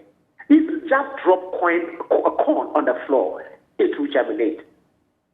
In my guy's house right now, even my flower pot, it become a garden to me. So, to be fair, in other fact, the politicians are destroying this country. If the government should put its feet down and go agricultural way. There is a former, how is it called, National Service Director also, who introduced this, maize farming and rice farming at Avaima also that I heard about. It's a very good project. Please, the politicians, let them, I don't know whether when it comes to power, there's a change of mind, or when it grows, when you get, you are more educated, you become somehow low-minded person. I don't know. Thank you. Very important points you make, Mike. And just so you know, I do know that the National Service Scheme still has an agricultural component where, you know, they engage in farming and all of that. I do not know to what extent, and I do not know. Maybe we should have a conversation with the National Service Secretariat on this. And I do not know whether rice farming or Aveime has been targeted as one of those. But I do know they have something in place. But maybe you've actually given us reason to get started on a conversation on that beat. Michael calling there from Sunyane. I don't know whether we can take one or a few more calls. If there are any, we can take maybe one more. My director tells me one more. We have Kwame from Kumasi. Kwame, you are our last caller. What do you have to share? Ben, my take is on the school placement system. Okay. A big shame, a big shame. Thank you for the good work that your team did on that as well. And I don't know if going back to the system where the head teachers were in charge of these things is better than automating it now. What is the sense in computerizing something that humans have control and can easily maneuver and manipulate to the extent that those at the helm of affairs, those at the top of policy, are directly involved. Our security agencies are just dancing around it. And how does it benefit all of us? We just talk about it and we talk about it and we talk about it. But we are glad and we appreciate the good work that your team is doing. But if not for the good work that is done, most of us wouldn't have even gotten to realize that these things are happening across the country. So yes, the investigators should be on their toes. The ministers should be up and doing. I hate it when I get to see they are singing their own praises when they are given the opportunity to fix problems. They rather tell us the little things that they are doing, and they think it should be heaven for us. But this system needs to be fixed, and it points directly to the education minister, the GES or authorities.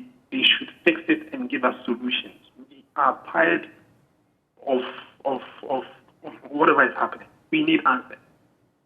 Thank you very much. Thank you so much, Kwame, for calling to share your thoughts.